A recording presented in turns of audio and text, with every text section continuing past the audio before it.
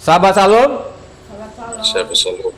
selamat pagi, Tuhan memberkati. Kembali pagi ini kita ibadah hari yang diberkati Tuhan.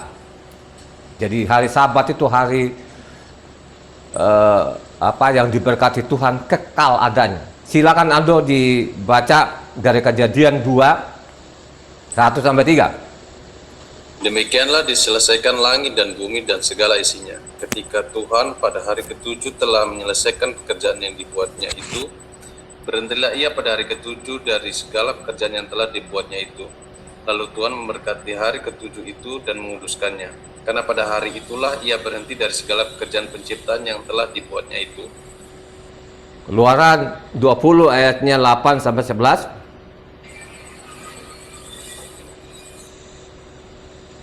Ingatlah dan kuduskanlah hari Sabat. 6 hari lamanya engkau akan bekerja dan melakukan segala pekerjaanmu. Tetapi hari ketujuh adalah hari Sabat, Yahweh Tuhanmu. Maka janganlah melakukan sesuatu pekerjaan, engkau atau anakmu laki-laki, atau anakmu perempuan, atau hambamu laki-laki, atau hambamu perempuan, atau hewanmu, atau orang asing yang di tempat kediamanmu. Sebab 6 hari lamanya Yahweh menjadikan langit dan bumi, laut dan segala isinya, dan ia berhenti pada hari ketujuh. Itulah sebabnya Yahweh memberkati hari Sabat dan menguduskannya. Keluaran 31 ayatnya 12-17. Berfirmanlah Yahweh kepada Mose, katakanlah kepada orang Israel demikian. Akan tetapi hari-hari Sabatku haruslah kamu pelihara. Sebab itulah peringatan antara aku dan kamu turun-temurun, sehingga kamu mengetahui bahwa akulah Yahweh yang menguduskan kamu. Haruslah kamu pelihara hari Sabat, sebab itulah hari kudus bagimu.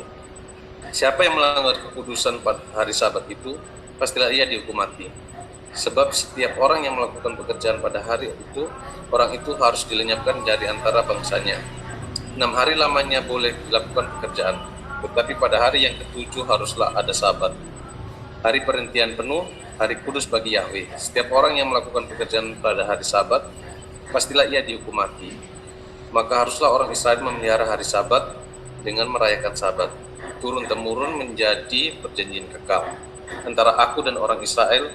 Mana inilah suatu peringatan untuk selama-lamanya. Sebab 6 hari lamanya Yahweh menjadikan langit dan bumi, dan pada hari yang ketujuh ia berhenti bekerja untuk beristirahat. Yesaya 56 ayat 1-7.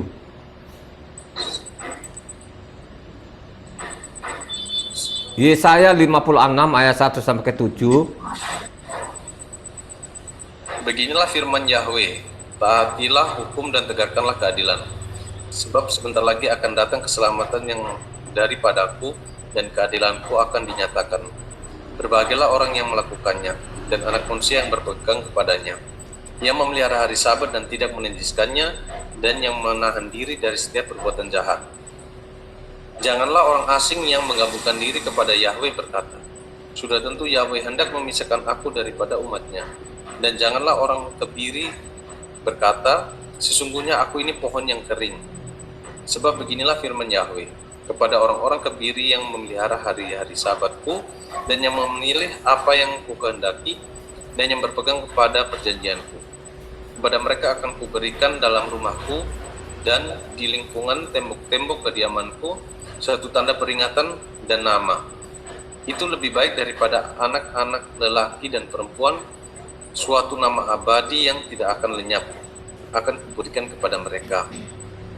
Dan orang-orang asing yang menggabungkan diri kepada Yahweh untuk melayani Dia, untuk mengasihi nama Yahweh dan untuk menjadi hamba-hambanya, semuanya yang memelihara hari Sabat dan tidak menajiskannya, dan yang berpegang kepada perjanjianku. Mereka akan kubawa ke gunungku yang kudus, dan akan kuberi kesukaan di rumah doaku. Aku akan berkenan kepada korban-korban bakaran dan korban-korban sembelihan mereka yang dipersembahkan di atas mezbahku. Sebab rumahku akan disebut rumah doa bagi segala bangsa. Markus 6 ayat 2. Markus 6 ayat 2.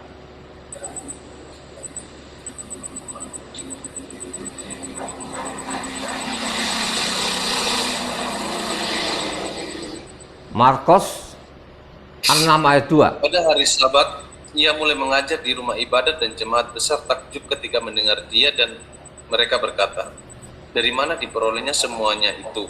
Hikmat apa pulakah yang diberikan kepadanya? Dan mujizat-mujizat yang demikian bagaimanakah dapat diadakan oleh tangannya? Luka 4 ayatnya 16 sampai 17.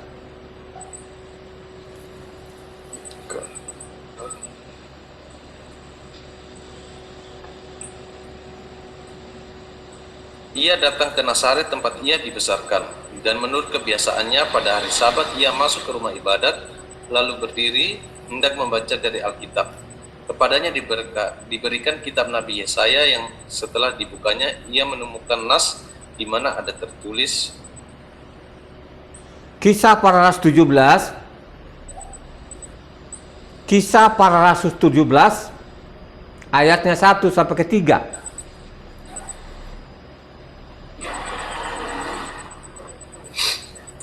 Saul dan Sila mengambil jalan melalui Amfipolis dan Apolonia dan tiba di Tesalonika. Di situ ada sebuah rumah ibadat orang Yahudi. Seperti biasa, Saul masuk ke rumah ibadat itu. 3 hari Sabat berturut-turut ia membicarakan dengan mereka bagian-bagian dari kitab suci. Ia menerangkannya kepada mereka dan menunjukkan bahwa Mesias harus menderita dan bangkit dari antara orang mati. Lalu ia berkata, inilah Mesias, yaitu Yesua yang kuberitakan kepadamu. Itulah fakta bahwa hari Sabat itu tidak pernah perintahkan untuk ditinggalkan, digantikan. Ini fakta ya. Jadi kalau sudah mendengar ini yang kita sampaikan melalui YouTube ini, ya mereka tetap bandel ya. Yang penting kita peringatkan kepada mereka, dan Tuhan memang mengatakan seperti itu ya. Sampaikan aja kepada manusia itu. Mereka mau tidak terima, pokoknya sampaikan aja. Seperti itulah. Jadi Sabat itu namanya kekal, hari yang diberkati ya. Jadi berkat itu sukacita, damai sejahtera, kesehatan dan kehidupan. Itu namanya berkat. Amin. Pagi ini renungan kita terambil dari Keluaran 33. Keluaran 33 ayat 1 sampai mana tadi itu?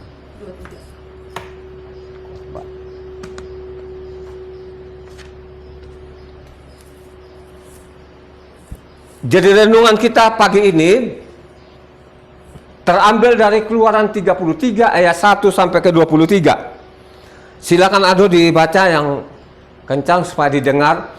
Jadi renungan kita pagi ini Keluaran 33 ayat 1 sampai ke 23. Berfirmanlah Yahweh kepada Mose, pergilah, berjalanlah dari sini, engkau dan bangsa itu yang telah kau pimpin keluar dari tanah Mesir, ke negeri yang telah kujanjikan dengan sumpah kepada Abraham, Ishak dan Yakub. Demikian kepada keturunanmu lah akan kuberikan negeri itu.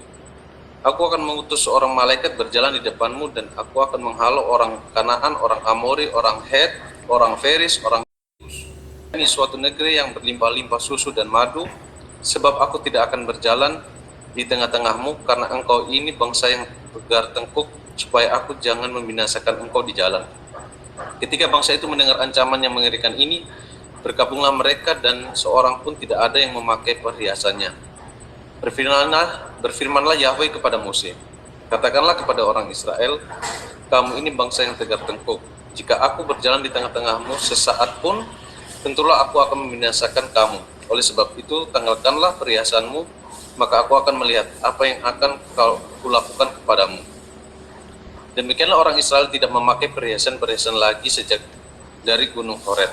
Sesudah itu Mose mengambil kemah dan membentangkannya di luar perkemahan, jauh dari perkemahan, dan menamainya kemah pertemuan. Setiap orang yang mencari Yahweh, keluarlah ia pergi ke kemah pertemuan yang di luar perkemahan. Apabila Mose keluar pergi ke kemah itu, bangunlah seluruh bangsa itu dan berdirilah mereka, masing-masing di pintu kemahnya. Dan mereka mengikuti Mose dengan matanya sampai ia masuk ke dalam kemah. Apabila Mose masuk ke dalam kemah itu, turunlah tiang awan dan berhenti di pintu kemah, dan berbicaralah Yahweh dengan Mose di sana. Setelah seluruh bangsa itu melihat bahwa tiang awan itu berhenti di pintu kemah, maka mereka bangun dan sujud menyembah, masing-masing di pintu kemahnya. Dan Yahweh berbicara kepada Mose dengan berhadapan muka seperti seorang berbicara kepada temannya. Kemudian kembalilah ia ke perkemahan. Tetapi abdinya Yosua bin Nun, seorang yang masih muda, tidaklah meninggalkan kemah itu. Lalu berkatalah Mose kepada Yahweh, memang engkau berfirman kepadaku, suruhlah bangsa itu berangkat, tetapi engkau tidak memberitahukan kepadaku siapa yang akan kau utus bersama-sama dengan aku. Namun demikian engkau berfirman, aku mengenal namamu dan juga engkau mendapat kasih karunia di hadapanku. Maka sekarang, jika aku kiranya mendapat kasih karunia di hadapanmu, beritahukanlah kiranya jalanmu kepadaku, sehingga aku mengenal engkau supaya aku tetap mendapat kasih karunia di hadapanmu. Ingatlah bahwa bangsa ini umatmu. Lalu ia berfirman, aku sendiri hendak membimbing engkau dan memberikan ketenteraman kepadamu. Berkatalah Mose kepadanya, jika engkau sendiri tidak membimbing kami, janganlah suruh kami berangkat dari sini. Dari manakah gerangan akan diketahui bahwa aku telah mendapat kasih karunia di hadapanmu, yakni aku dengan umatmu ini? Bukankah karena engkau berjalan bersama-sama dengan kami, sehingga aku dengan umatmu ini dibedakan dari segala bangsa yang ada di muka bumi ini? Berfirmanlah Yahweh kepada Mose, juga hal yang telah kau katakan ini akan kulakukan, karena engkau telah mendapat kasih karunia di hadapanku dan aku mengenal engkau. Tetapi jawabnya, perintahkanlah kiranya kemuliaanmu kepadaku. Tetapi firman-Nya, aku akan melewatkan segenap kegemilanganku dari depanmu dan menyerukan nama Yahweh di depanmu.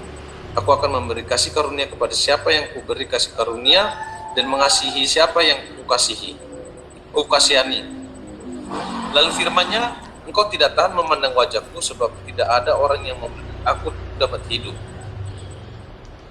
Berfirmanlah Yahweh, ada suatu tempat dekatku di mana engkau dapat berdiri di atas gunung batu. Apabila kemuliaanku lewat, maka aku akan menempatkan engkau dalam lekuk gunung itu, dan aku akan menudungi engkau dengan tanganku sampai aku berjalan lewat. Kemudian aku menarik tanganku, dan engkau akan melihat belakangku, tetapi wajahku tidak akan kelihatan. Haleluya. Jadi Mose itu atau orang Israel itu memperoleh namanya kasih karunia. Ya, dipimpin oleh Mose, ya, keluar dari tanah Misraim menuju tanah perjanjian. Khotbah saya yang kemarin, saya angkat juga bagaimana namanya bangsa Israel itu melakukan kejahatan yang luar biasa jahatnya. Kalau kita mundur ke belakang itu namanya Keluaran 32 di sana, pasti kita ketemu di sana Israel atau bangsa Israel itu membuat namanya apa? Dan mereka menipu, ini loh Tuhanmu yang menuntun engkau dari Misraim. Jadi mereka menipu di situ, jadi seolah-olah Tuhannya mereka itu seperti namanya sapi, ya. Jadi tidak benar ya. Tadi kan kita sudah yang paling terakhir di bawah itu, ya, karena namanya Mose ini kan memperoleh kasih karunia, ya. Dan permintaannya Mose juga pun luar biasa. Perlihatkan kegemilanganmu. Artinya yang dia minta di situ apa sih? Coba deh, saya mau pengen tahu apa tubuh, apa kemuliaanmu. Jadi Tuhan bilang nggak bisa kalau berhadapan dengan saya, ya, dengan segala kemuliaanku atau tubuh kemuliaanku, nggak ada satu orang mati, hidup, mati aja. Oke deh, supaya engkau benar-benar penyasaran itu bahwa saya ini bukan anak sapi, bukan gambaran sapi, tapi saya ini adalah gambaran manusia. Sekarang gini deh, gua masukin di lekuk batu, terus gua putar badanku. Jadi engkau tidak lihat namanya mukaku, tapi lihat belakangku. Ya. Jadi sangat jelas di sini bahwa Tuhan yang disembah Abraham, Ishak dan Yakub itu, ya, dia tidak gambaran anak sapi. Dia adalah gambaran apa? Manusia. Ya. Makanya khotbah-khotbah yang berapa tahun yang lalu sering saya angkat itu, bahwa Tuhan yang disembah namanya Abraham, Ishak dan Yakub ini berbeda dengannya Tuhannya bangsa-bangsa. Amin. Pegang itu dulu kan gitu ya. Dan Tuhan yang disembah Abraham, Ishak dan Yakub itu bisa dilihat. Beberapa nabi itu berhadapan langsung, ngomong langsung seperti manusia. Makanya ikutin khotbah nanti ini ya, sampai tuntas. Nanti saya angkat lagi lah nanti Kejadian 1 di sana. Itu siapa sih Mose ini? Mose ini keturunan daripada Lewi. Ya, jadi Mose ini kan orang Israel itu ada 12 suku ya kan. Jadi Mose ini keturunan daripada namanya Lewi. Ya. Jadi besarnya dia itu besarnya di istana Farao, dibesarkan di situ. Jadi dia memiliki namanya hikmat dari namanya kerajaan namanya Misraim. Karena Misraim itu mungkin belum ada raja-raja di dunia itu. Jadi Misraim itu punya raja namanya Farao. Ya. Kalau di Indonesia itu paling terkenal namanya Hamengku.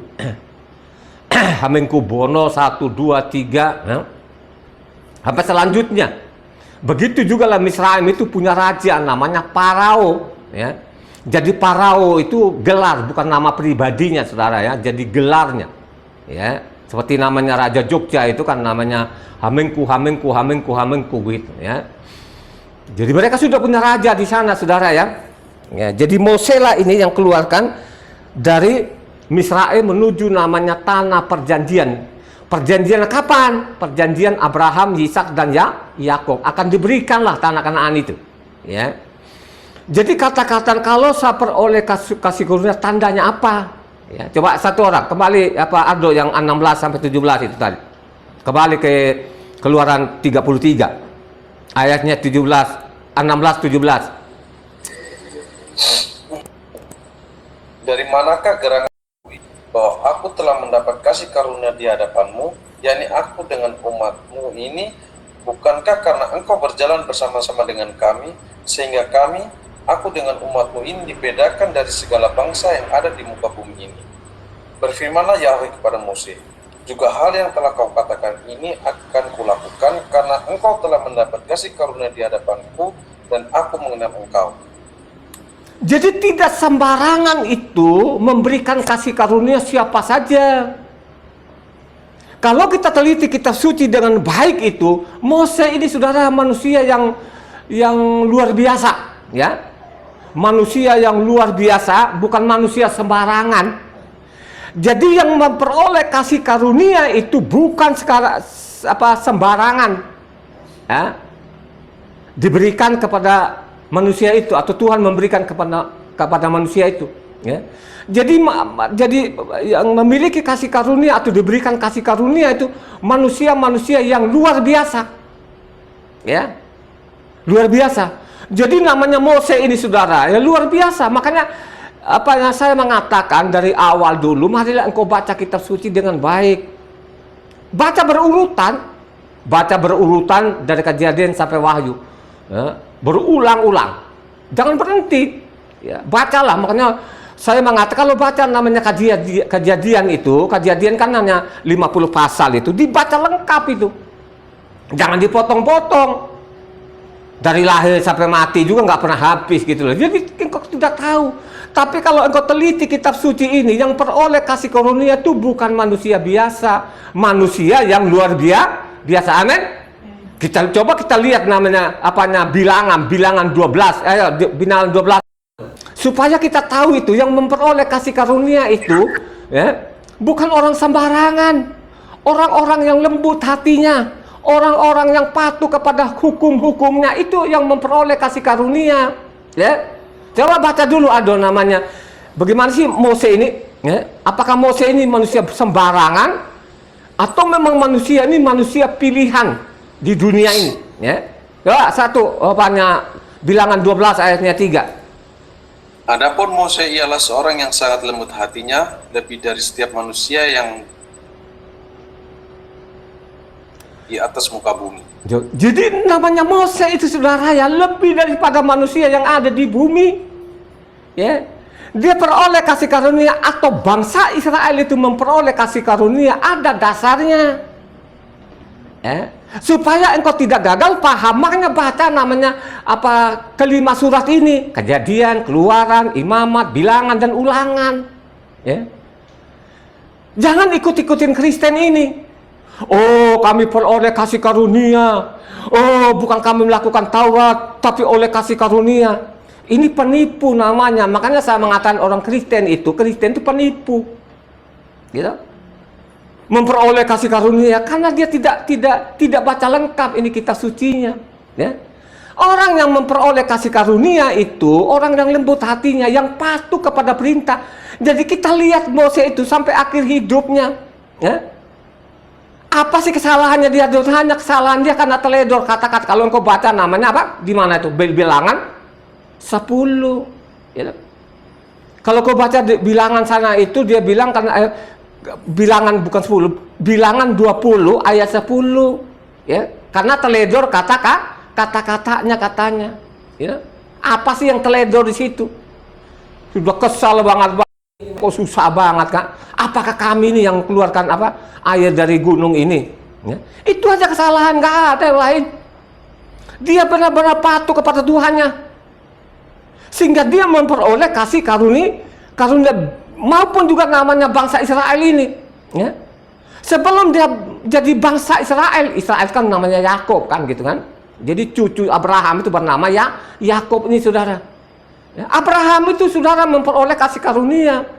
Coba kita lihat kan, waktu dia disuruh dari Mesopotamia itu pergi ke tanah Kanaan kan jauh loh saudara, jauh loh, nggak ada mobil dulunya, mungkin hanya naik unta, naik keledai saudara. Kan berhari-hari sudah baru masuk tanah Kanaan. Dia ikuti, dia patuh. Itulah orang-orang yang memiliki kasih karunia, bukan orang Kristen. Orang Kristen mengatakan, oh, bukan karena kita melakukan hukum Taurat kita selamat, oleh kasih karunia, oleh pengorbanannya Yesus. Bacalah yang benar, bergenar. Ya. Saya berulang-ulang kali ya. Ya, ini kalau isi kitab suci ini tidak singgung namanya bangsa lain, apalagi namanya bangsa Yunani, bangsa Roma. Oh, itu musuhnya Tuhan itu saudara. Nggak nyinggung itu, dia nggak mau pusing itu saudara. Ya, hanya banyak orang-orang yang gagal paham. Kenapa mereka gagal paham? Itu karena tidak pernah mau pelajari isi kitab suci ini. Ya, hanya dari Eropa sana dicekokin begitu aja, udah langsung telan bulat-bulat saudara. Akhirnya apa, banyak orang yang sia-sia hidupnya, mati sia-sia itu karena itu tadi salah tafsir, ya, salah memahami. Siapa yang salah memahami? Ya orang Kristen ya.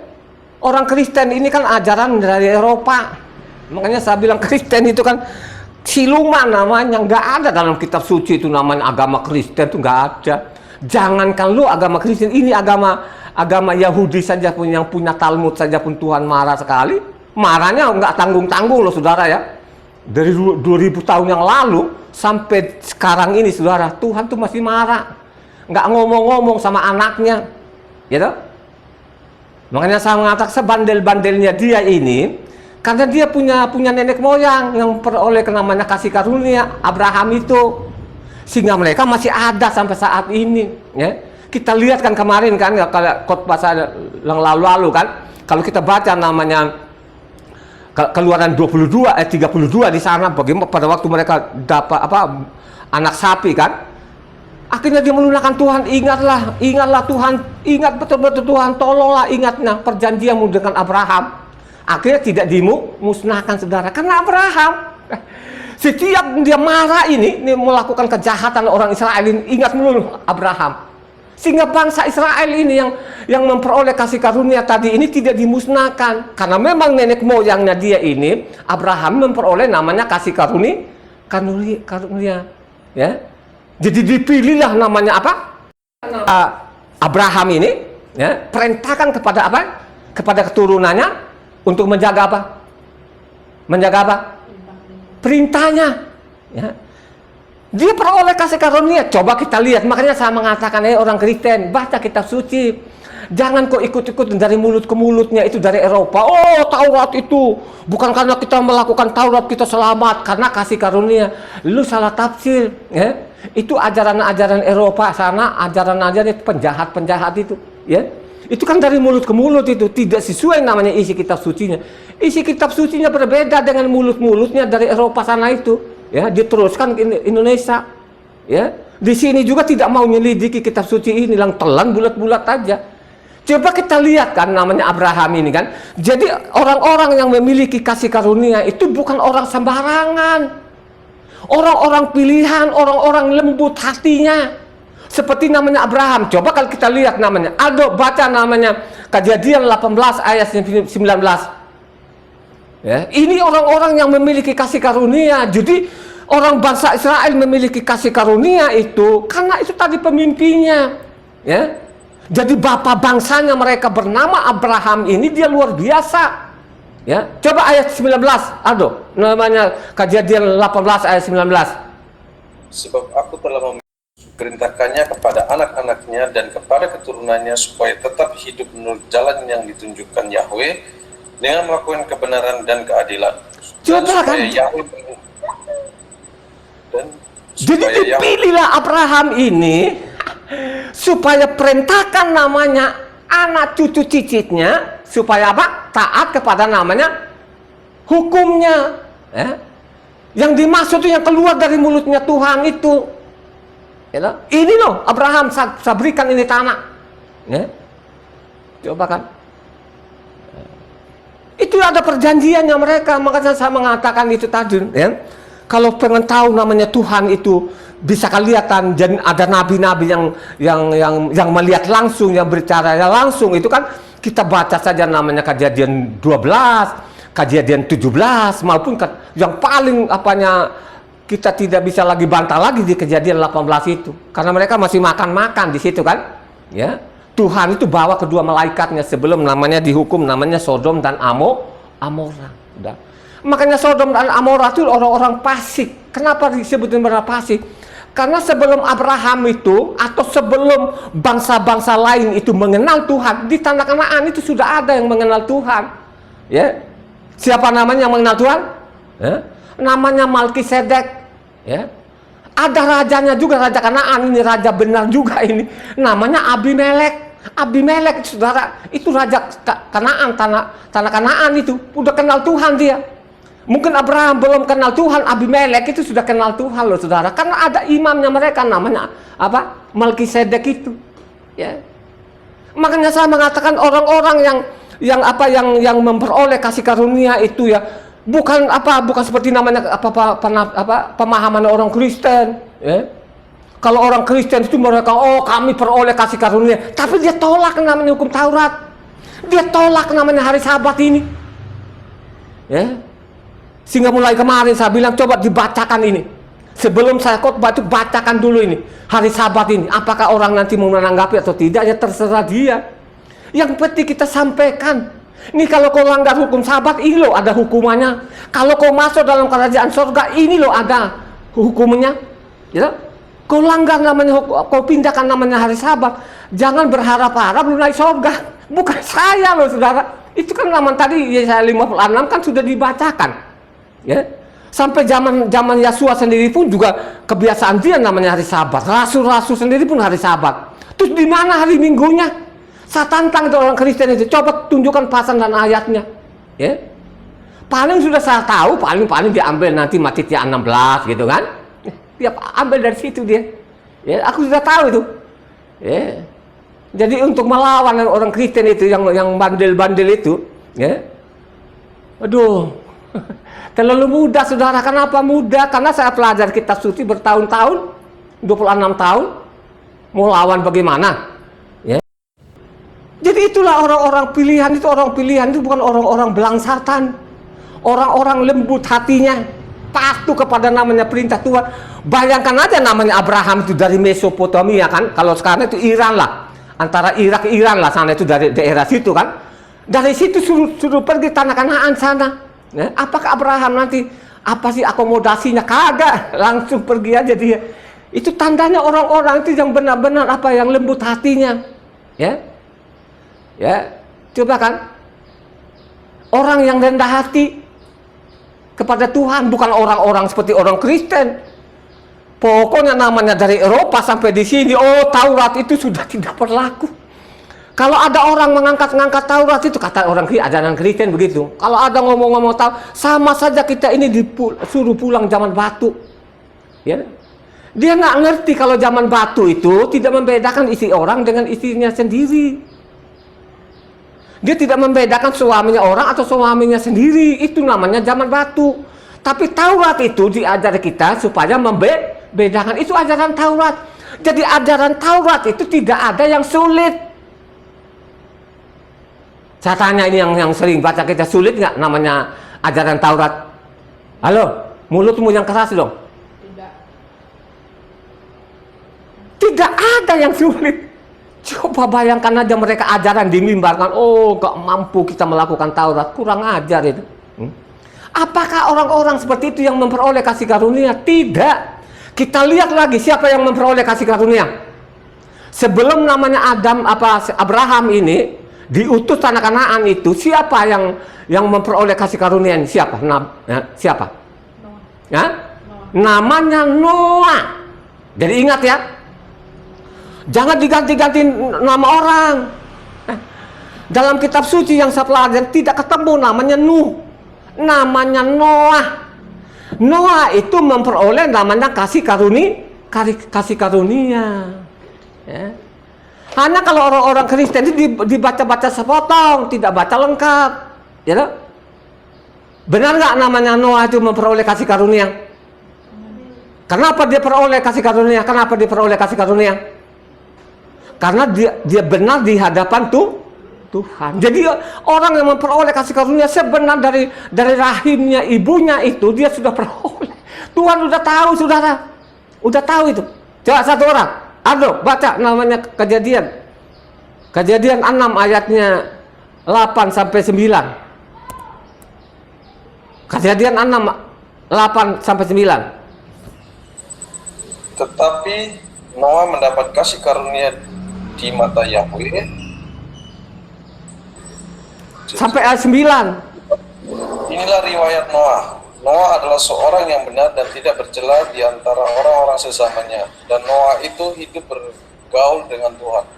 Coba kan kalau hanya dibaca ayat 8-nya jadi itulah kalau orang-orang Kristen itu dibaca-baca sepotong, dia tidak baca lengkap, sehingga dengan pongaknya orang Kristen itu dengan sombongnya oh, kita hidup bukan karena melakukan Taurat, tapi oleh kasih karunia. Aduh, peduli diikuti itu. Ya itu tadi kan. Ya, di pendeta sudah tahu kalau di tempat ibadahnya yang di depan itu kan orang kan sekalipun mereka sarjana, itu seperti si Ardo ini kan. Ya, itu si Ardo ini kan insinyur loh ini, ST, sarjana teknik. Ya, coba kan teknik sipil lagi gitu kan. Karena Ado ini kan tidak pernah membaca kitab sucinya, hanya pergi nganga di situ. Nganga yang di mimbar itu. Kasihan benar Ado. Aduh, ya. Coba kalau kamu namanya baca kitab suci kan, nggak makan mau di situ masuk. Tidak pernah kau mau, ya. Sekarang Ado kan kita sudah sampaikan dia, ini loh hari Sabat, hari ketentuan Tuhan, hari diberkati. Itu besok-besok masih dia langgar juga, itu namanya dosa kekal namanya. Itu tidak ada pengampunan itu, ya. Makanya secara roh itu sudah dengarin ini kita kasih pasal ini, ayat ini, tapi tetap dia taruh dia itu orang. Makanya secara roh itu sudah mati. Kalau sudah mati rohnya, kalau sudah masalah dengan rohnya itu makanya gampang sekali kan diserang penyakit lah, malapetaka lah segala macam. Itu tandanya orang dia mati secara roh. Ya, dikasih tahu pasal ini ayat ini tetap ngeyel, jadi itu orang sudah mati secara roh. Ya, sudah terganggu lah kan gitu, ya. Kita ini kan baiknya Tuhan, rumahnya Tuhan. Kita ini diciptakan segambar serupanya dengan Tuhan, ya. Makanya saya mengatakan ikuti khotbah ini ya sampai selesai, ya. Tadi kan kita sudah dengar bersama kalau ayat 8 katanya Noah itu memperoleh kasih karunia, ya. Tapi tidak ujuk-ujuk. Kita baca juga ayat 9-nya. Jadi namanya apa Noah itu dulu, Noah kan tidak seperti kita sekarang ini. Kalau kita ini kan sudah ada namanya Taurat ini, ya. Jadi Taurat itu disalin dari mulutnya Tuhan, ya. Jadi Tuhan bicara itu disalin namanya oleh Mose. Kalau dulu mungkin kalau ada rekaman langsung direkam. Karena dulu belum ada rekaman, jadi Tuhan ngomong itu disalin oleh Mose. Makanya saya mengatakan kedua lo batu ini, saya mau beritahukan, saya mau peringatkan terus menerus ini kepada manusia ini, ya. Tetap lo bandel ini, lu tinggalkan namanya hukum Taurat, itu tidak ada pengampunan, itu dosa kekal namanya. Itu mati sia-sia betul, ya. Tapi sebenarnya di dunia ini sudah kau rasain, ya. Sebenarnya kau sudah rasain, ya. Makanya saya mengatakan orang itu kalau baca Taurat ini tidak ada yang sulit. Kita tinggal nurut aja, kan Tuhan akan tetap bertanggung jawab. Amin. Ya. Itulah orang-orang yang namanya memiliki kasih karunia. Ya. Kita lihat lagi kan, memang Noah ini memang luar biasa. Bayangkan aja, dari Adam sampai Noah itu berapa orang yang diselamatkan? Yang memperoleh kasih karunia itu berapa orang? Hah? Ada 8 orang, saudara. Noah punya istri. Anak laki-lakinya ada 3, jadi punya isi masing-masing. Berarti ada 8 orang. Ya? Makanya seorang pemimpin itu penting sekali. Seorang namanya kepala rumah tangga itu bukan kepala rumah tangga yang nganga-nganga itu. Jangan suami itu yang nganga-nganga, saudara. Jadi seorang suami jadi kepala rumah tangga itu, dia harus memiliki namanya pengetahuan akan namanya kebenaran ini. Supaya dia miliki pengetahuan akan kebenaran itu, dia pelajari namanya isi kitab suci ini. Kita lihat Noah kan, akhirnya Noah itu dia bisa selamatkan keluarganya, ya, karena dia bergaul dengan Tuhan. Nah, zaman kita bagaimana kita bergaul dengan Tuhan? Ya kita baca namanya isi kitab suci ini. Apa yang diperintahkan di dalamnya kita ikuti. Itu namanya apa? Memperoleh apa? Kasih karunia. Baca ada namanya Kejadian 7 ayatnya 1. Kejadian 7 ayatnya 1. Lalu berfirmanlah Yahweh kepada Nuh, masuklah ke dalam batra itu, engkau dan seisi rumahmu, sebab engkaulah yang kulihat benar di hadapanku di antara orang zaman ini. Hanya engkau yang kulihat benar. Saya tanya sama kalian ini dari Adam sampai Noah, ya. Jadi ingat itu kalau kau baca kitab suci ada namanya bukan Nuh, ya. Noah. Jangan diganti-ganti nama orang, ya. Mengganti nama orang itu berbahaya. Itu ajaran Kristen. Kalau ajaran Kristen bilangnya nama tidak penting bagi kami, itu ajaran Kristen. Dari mulut-mulutnya yang beracun itu mengatakan, oh nama itu tidak penting bagi kami, tapi yang penting hati kami ke atas, katanya. Gitu. Itulah yang kita dengar sehari-hari itu. Jawaban-jawaban mereka yang konyol itu, saudara, ya. Jadi Noah itu dia orang benar. Saya tanya dari Adam ke Noah, kira-kira ada jutaan orang nggak? Hah? Kira-kira ada jutaan nggak? Ada. Kenapa jutaan? Panjang-panjang. 900 tahun. Coba kan? Metusalah itu umurnya sampai mau 1000 tahun loh. 960 tahun kalau nggak salah tuh. Umurnya loh, saudara. Jadi orang-orang dulu itu ratusan tahun, sampai 1000 tahun, ya.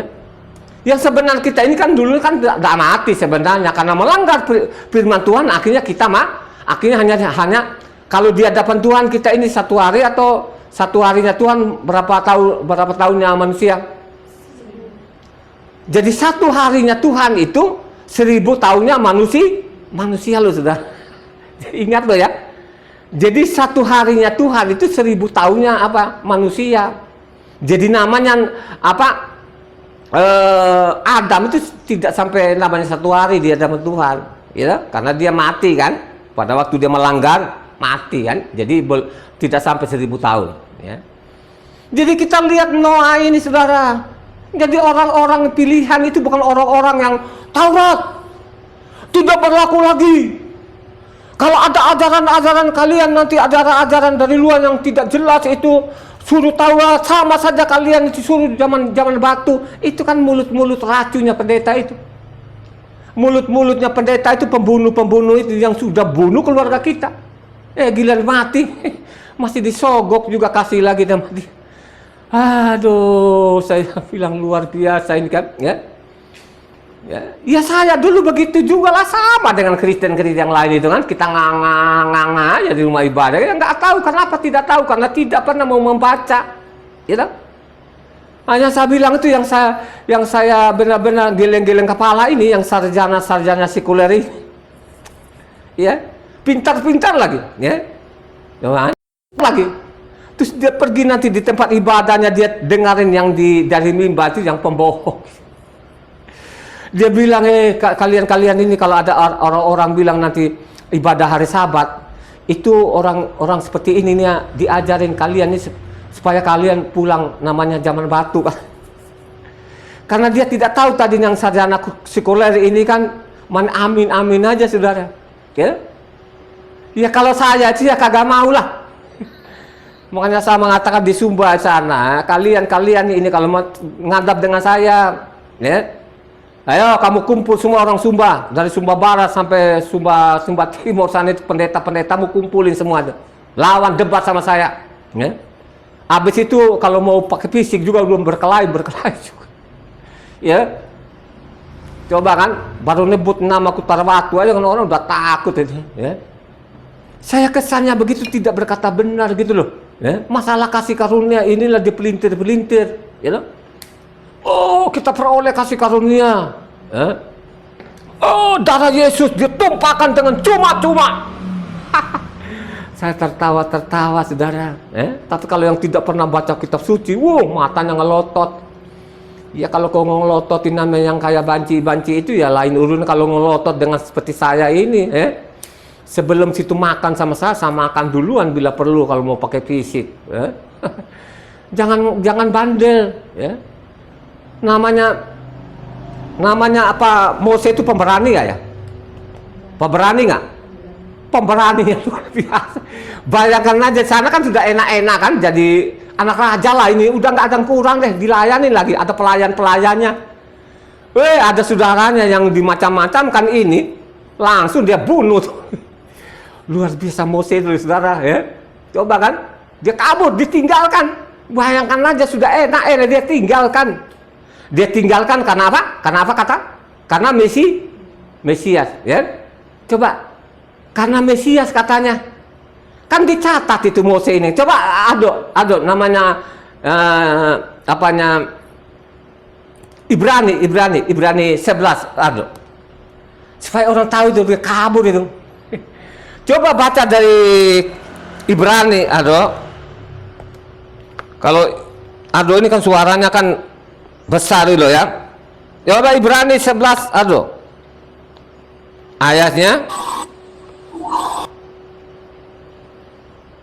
25 sampai 26.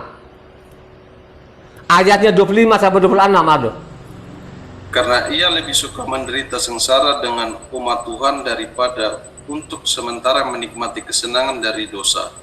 Ia menganggap penghinaan karena Amasya sebagai kekayaan yang lebih besar daripada semua harta Mesir, sebab pandangannya ia arahkan kepada upah.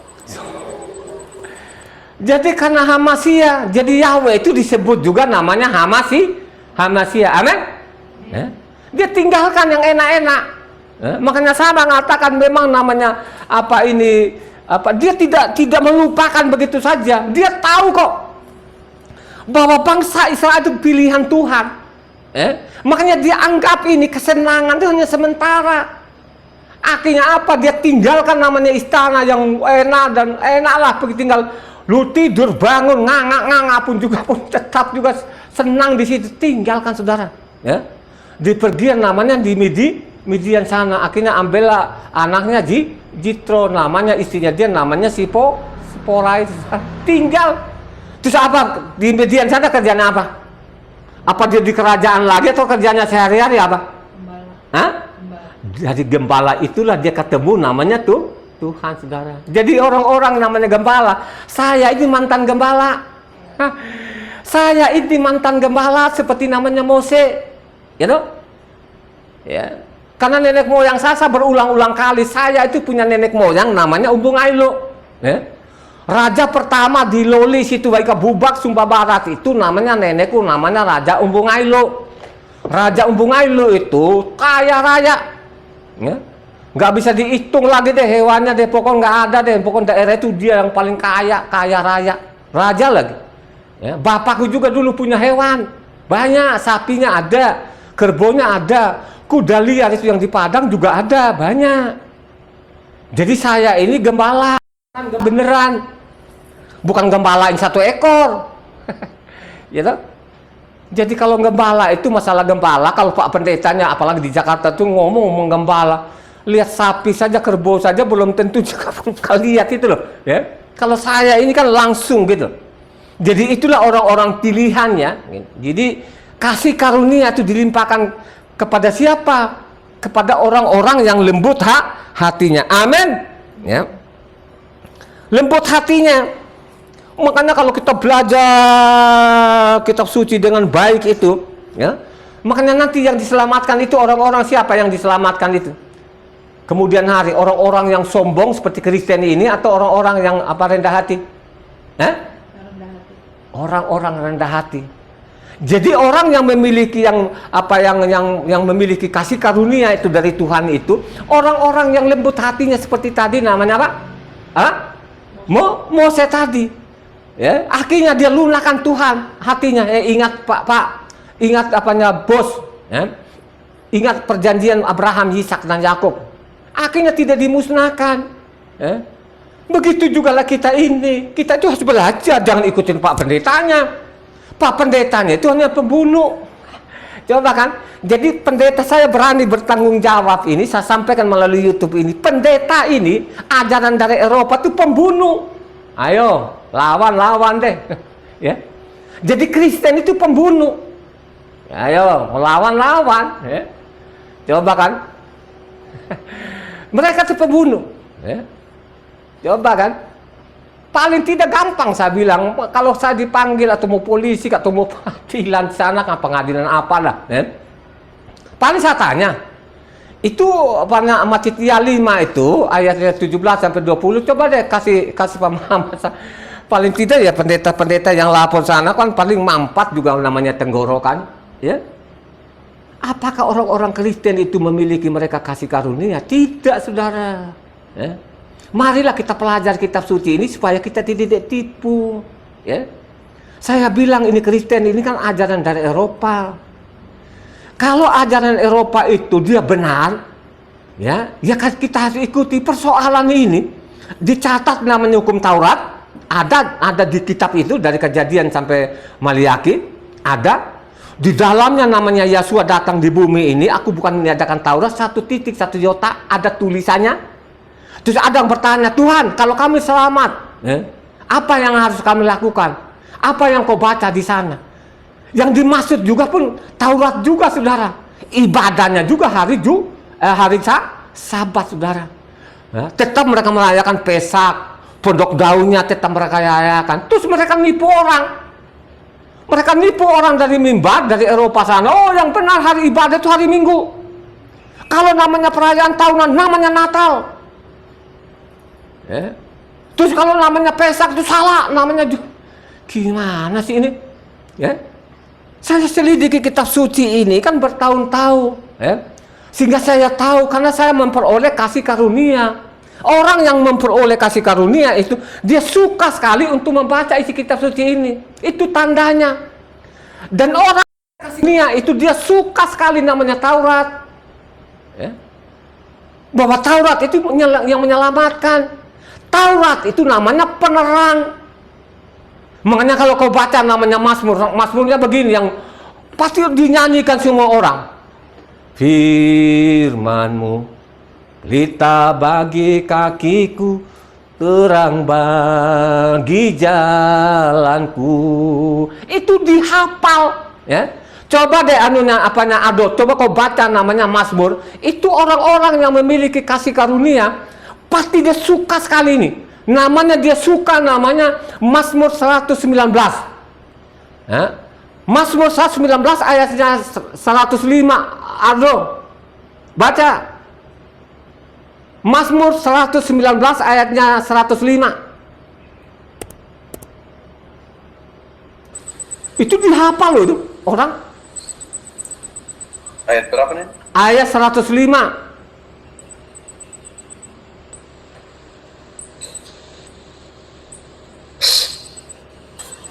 Mazmur 119 ayat 105. Firman-Mu itu pelita bagi kakiku dan terang bagi jalanku.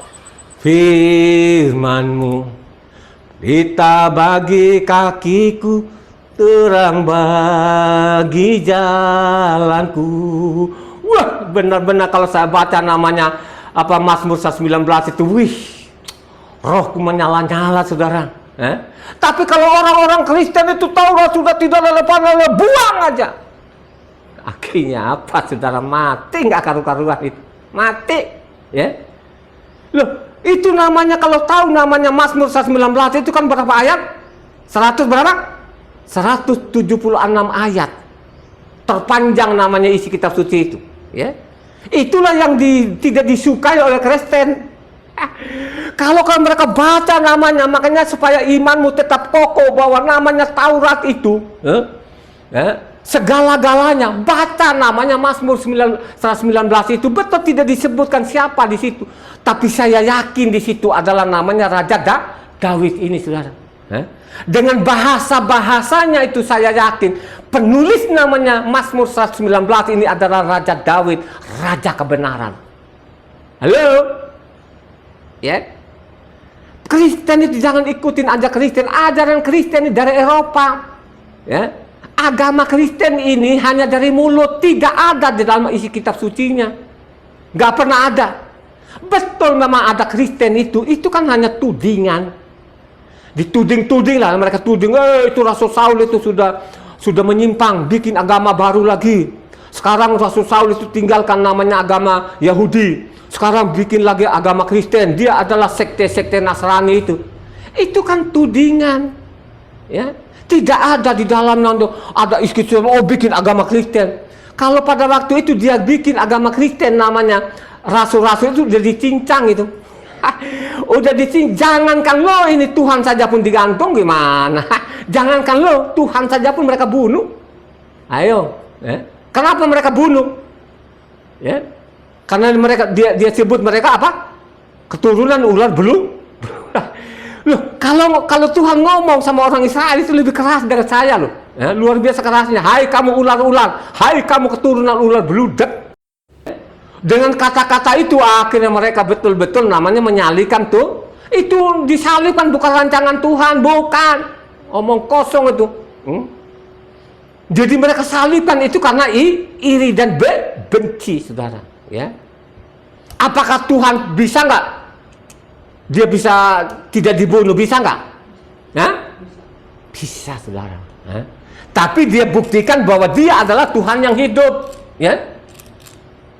Supaya orang Israel yakin betul bahwa Tuhan yang kusembah, yang disembah Abraham, Ishak dan Yakub, Tuhan yang hidup. Adalah kata-katanya dia bahwa dia adalah Tuhan yang hidup. Jadi orang yang menyelidiki kitab suci itu orang-orang yang memiliki kasih karunia. Orang yang mencintai akan Tauratnya itu orang-orang yang memiliki kasih karunia. Bukan seperti namanya ajaran Kristen ini, ya, yang ngawurnya ngawur, kan. Kita lihat di situ. Coba apanya Sefanya 3. Aduh, baca Sefanya 3. Ya. Ini namanya sudah dinubuatkan nanti orang-orang itu yang memiliki kasih karunia atau yang diselamatkan. Yang diselamatkan itu orang-orang rendah hati, ya, seperti namanya Noah, seperti namanya Mose dan lain sebagainya. Masih banyak ya kalau saya catat semua ini kan. Wah, nanti berjam-jam itu, ya. Kita lihat kan nanti. Makanya saya mengatakan itu memang namanya orang Israel atau bangsa Israel ini itu dia memiliki apa? Dia dimiliki namanya kasih karunia daripada Tuhan, ya. Jadi coba kita lihat Sefanya 3. Sefanya 3 di situ coba baca apanya Ado. Ayatnya dari 9 sampai ke 13. Tetapi sesudah itu aku akan memberikan bibir lain kepada bangsa-bangsa, yakni bibir yang bersih, supaya sekaliannya mereka memanggil nama Yahweh, beribadah kepadanya dengan bahu-membahu. Dari seberang sungai-sungai negeri Ethiopia, orang-orang yang memuja aku yang terserak-serak akan membawa persembahan kepadaku. Pada hari itu engkau tidak akan mendapat malu karena segala perbuatan durhaka yang kau lakukan terhadap aku. Sebab pada waktu itu aku akan menyingkirkan daripadamu orang-orangmu yang ria congkak, dan engkau tidak akan lagi meninggikan dirimu di gunungku yang kudus. Di antaramu akan kubiarkan hidup suatu umat yang rendah hati dan lemah, dan mereka akan mencari perlindungan pada nama Yahweh. Akan melakukan kelaliman atau berbicara bohong, dalam mulut mereka tidak akan terdapat lidah penipu. Ya, mereka akan seperti domba yang makan rumput dan berbaring dengan tidak ada yang mengganggunya. Coba kan saudara, jadi memang orang Israel ini atau bangsa Israel ini bukan namanya ujuk-ujuk. Karena dari namanya nenek moyangnya mereka ini ada 3 orang ini saudara, namanya Abraham, Ishak dan Yakub ini, itu sangat patuh kepada Tuhan. Karena mereka memiliki namanya kasih karunia. Orang yang memiliki kasih karunia itu orang-orang yang lembut hatinya, orang-orang yang rendah hati di hadapan Tuhan. Kalau dengar namanya Taurat itu pasti dia suka sekali. Itu tak tandanya, amin. Makanya coba kita lihat di sana. Nanti orang Israel nanti mereka akan terpandang nanti kemudian hari, pada waktu nanti dipulihkan pemahamannya mereka, maka pasti mereka akan jadi terkenal dan tersohor. Baca ayat 20 di bawahnya, Ado, yang tadi saya tanya 3 ayat 20-nya.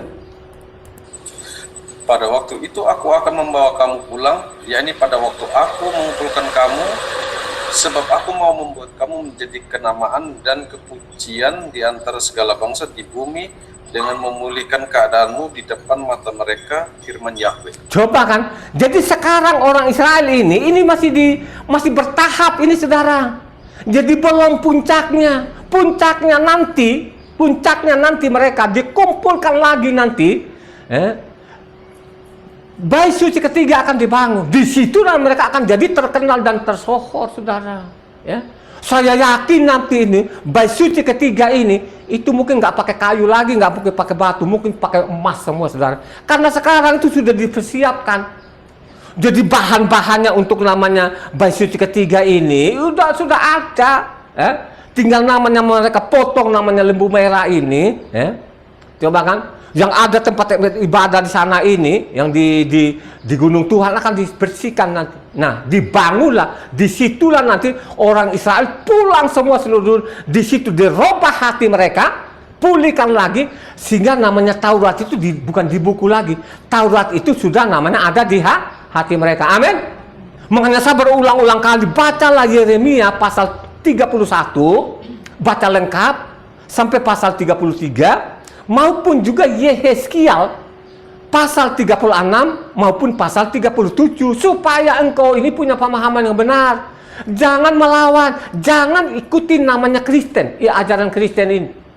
Ajaran Kristen ini saudara, tidak pernah lu masuk dalam kerajaan surga, yakin itu. Tadi kan sudah kita dengar bersama kan, namanya Yesaya 56 itu. Coba kan, yang menguduskan hari Sabat, yang mencintai hari Sabat pasti akan masuk, saudara. Syaratnya. Makanya lembaga kitab Indonesia sendiri pun dikasih judul, saudara. Dikasih judul namanya Yesaya 56 tadi itu, ada judulnya, ada syaratnya. Jadi masuk dalam kerajaan surganya itu, tempatnya di atas, ada syaratnya. Syaratnya harus itu hari Sabat itu. Jangan sekali-sekali bilang, oh itu hari Sabat tidak benar. Surga gak ketemu. Jadi lo Kristen, saya kasih tahu ini, lo nggak akan masuk. Lo nggak akan masuk. Apanya Yesaya 56 itu dia tidak akan berubah. Nah, tadi kan sudah dibacakan oleh si Ado tadi. Namanya Mazmur 119 ayatnya 105. Firman-Mu itu pelita bagi kakiku, firman-Mu itu terang bagi jalanku. Ini orang-orang yang memiliki kasih karunia, coba kan.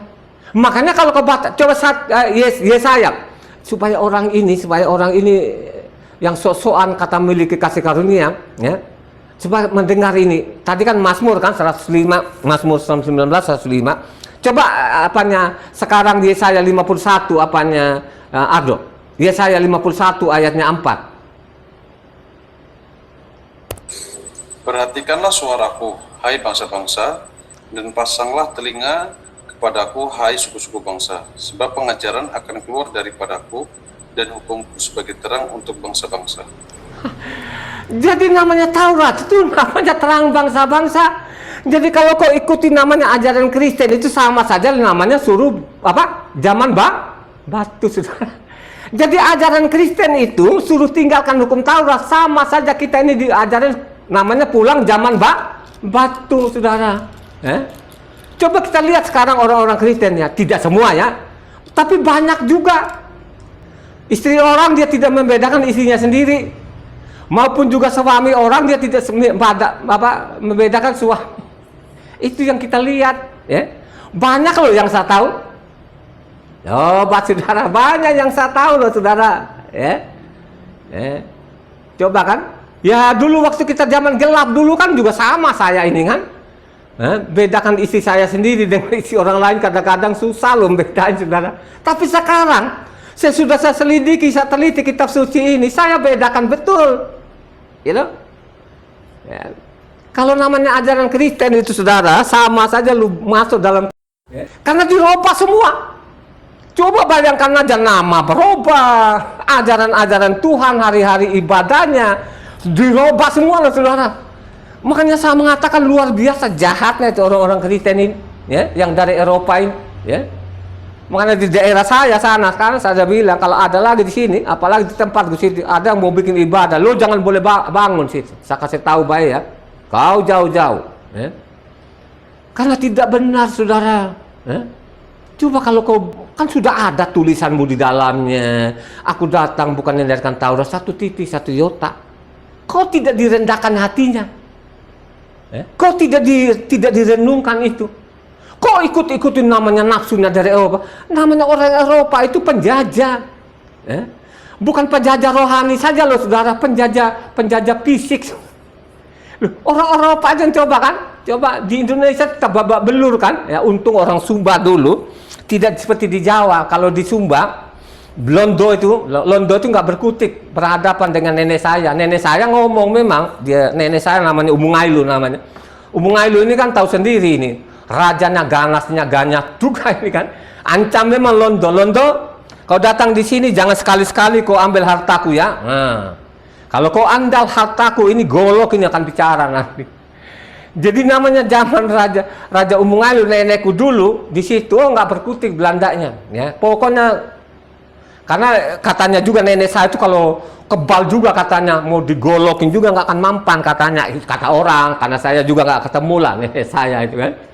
Jadi Belanda di Sumba sana nggak ada dia nggak meneror itu, ya.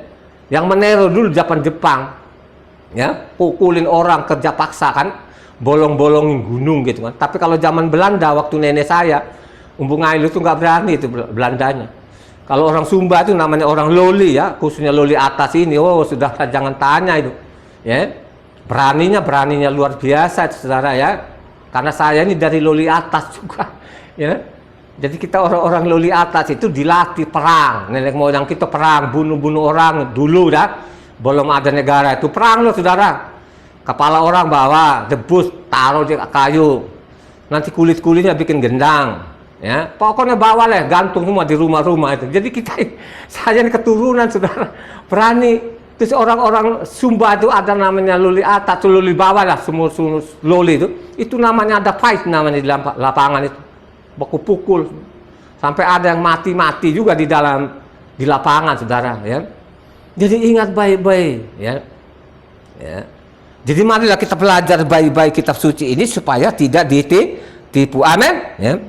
Kalau kita lihat kan, makanya di ini Roma 9 ayatnya 15. Jadi Roma, coba kita lihat ini juga Rasul Saul ini. Rasul Saul itu memperoleh kasih karunia. Tapi Rasul Saul ini bukan orang-orang nganga-nganga seperti pendeta. Enggak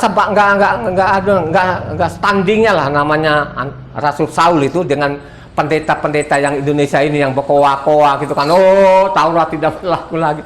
Enggak levelnya, ya. Enggak levelnya nama Rasul Saul ini. Dari mudanya ini luar biasa. Coba baca di Roma 9 ayat 15. Aduh. Sebab ia berfirman kepada Mose, aku akan menaruh belas kasihan kepada siapa aku mau menaruh belas kasihan, dan aku akan bermurah hati kepada siapa aku mau bermurah hati. Coba kan, ini suratnya Roma, suratnya siapa? Halo? Hah?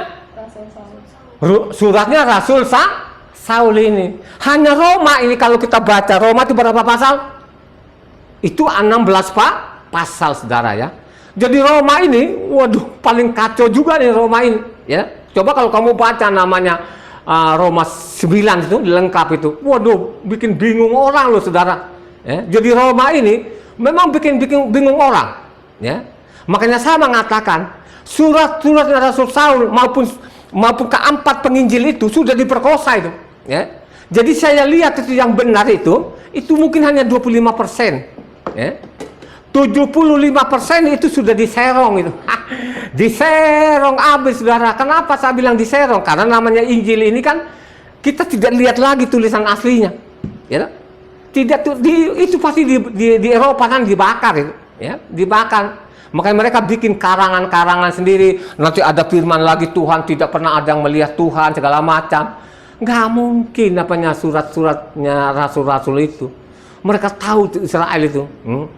Orang Israel tahu bahwa Tuhannya mereka dengan Tuhannya bangsa-bangsa itu berbeda, ya. Gitu. Karena yang perusak asli ini kan namanya Kristen ini kan, yang merusak namanya kitab suci ini kan orang Kristen, ya. Yang ganti-ganti nama orang kan begitu kan. Nanti kalau dibilang nama tidak penting bagi kami, penting hati kami di atas, kan jawaban-jawaban orang Kristen, orang konyol itu, ya. Saya mengatakan kalau saya ini bukan orang Kristen awalnya, atau kalau saudara-saudaraku tidak ada orang Kristen, saya nggak ngomong. Atau paling tidak deh, buku yang saya pegang ini kalau tidak ada namanya dari Kejadian sampai Maliaki, terus kalau tidak ada juga saya datang bukan meniadakan Taurat, saya tidak akan komentari, ya. Seperti namanya agama Islam, ya.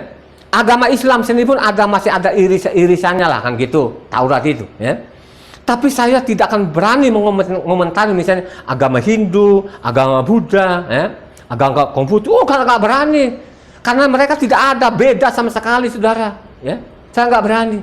Kenapa saya getol banget ini? Ini mereka menipu, saudara. Ya, mereka menipu, bikin namanya ibadahnya sendiri. Ya, mana kita kenal namanya hari Minggu, mana nggak ada. Yang benar itu namanya hari Sabat. Ditukik namanya loh batu pertama, dan juga hari Sabat itu diberkati, kekal namanya. Coba kan?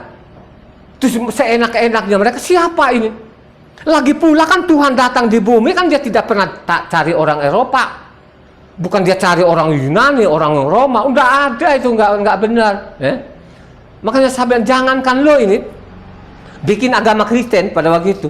Ini bahasa saja pun orang Israel itu orang Israel asli tapi bahasanya Yunani dikucilkan.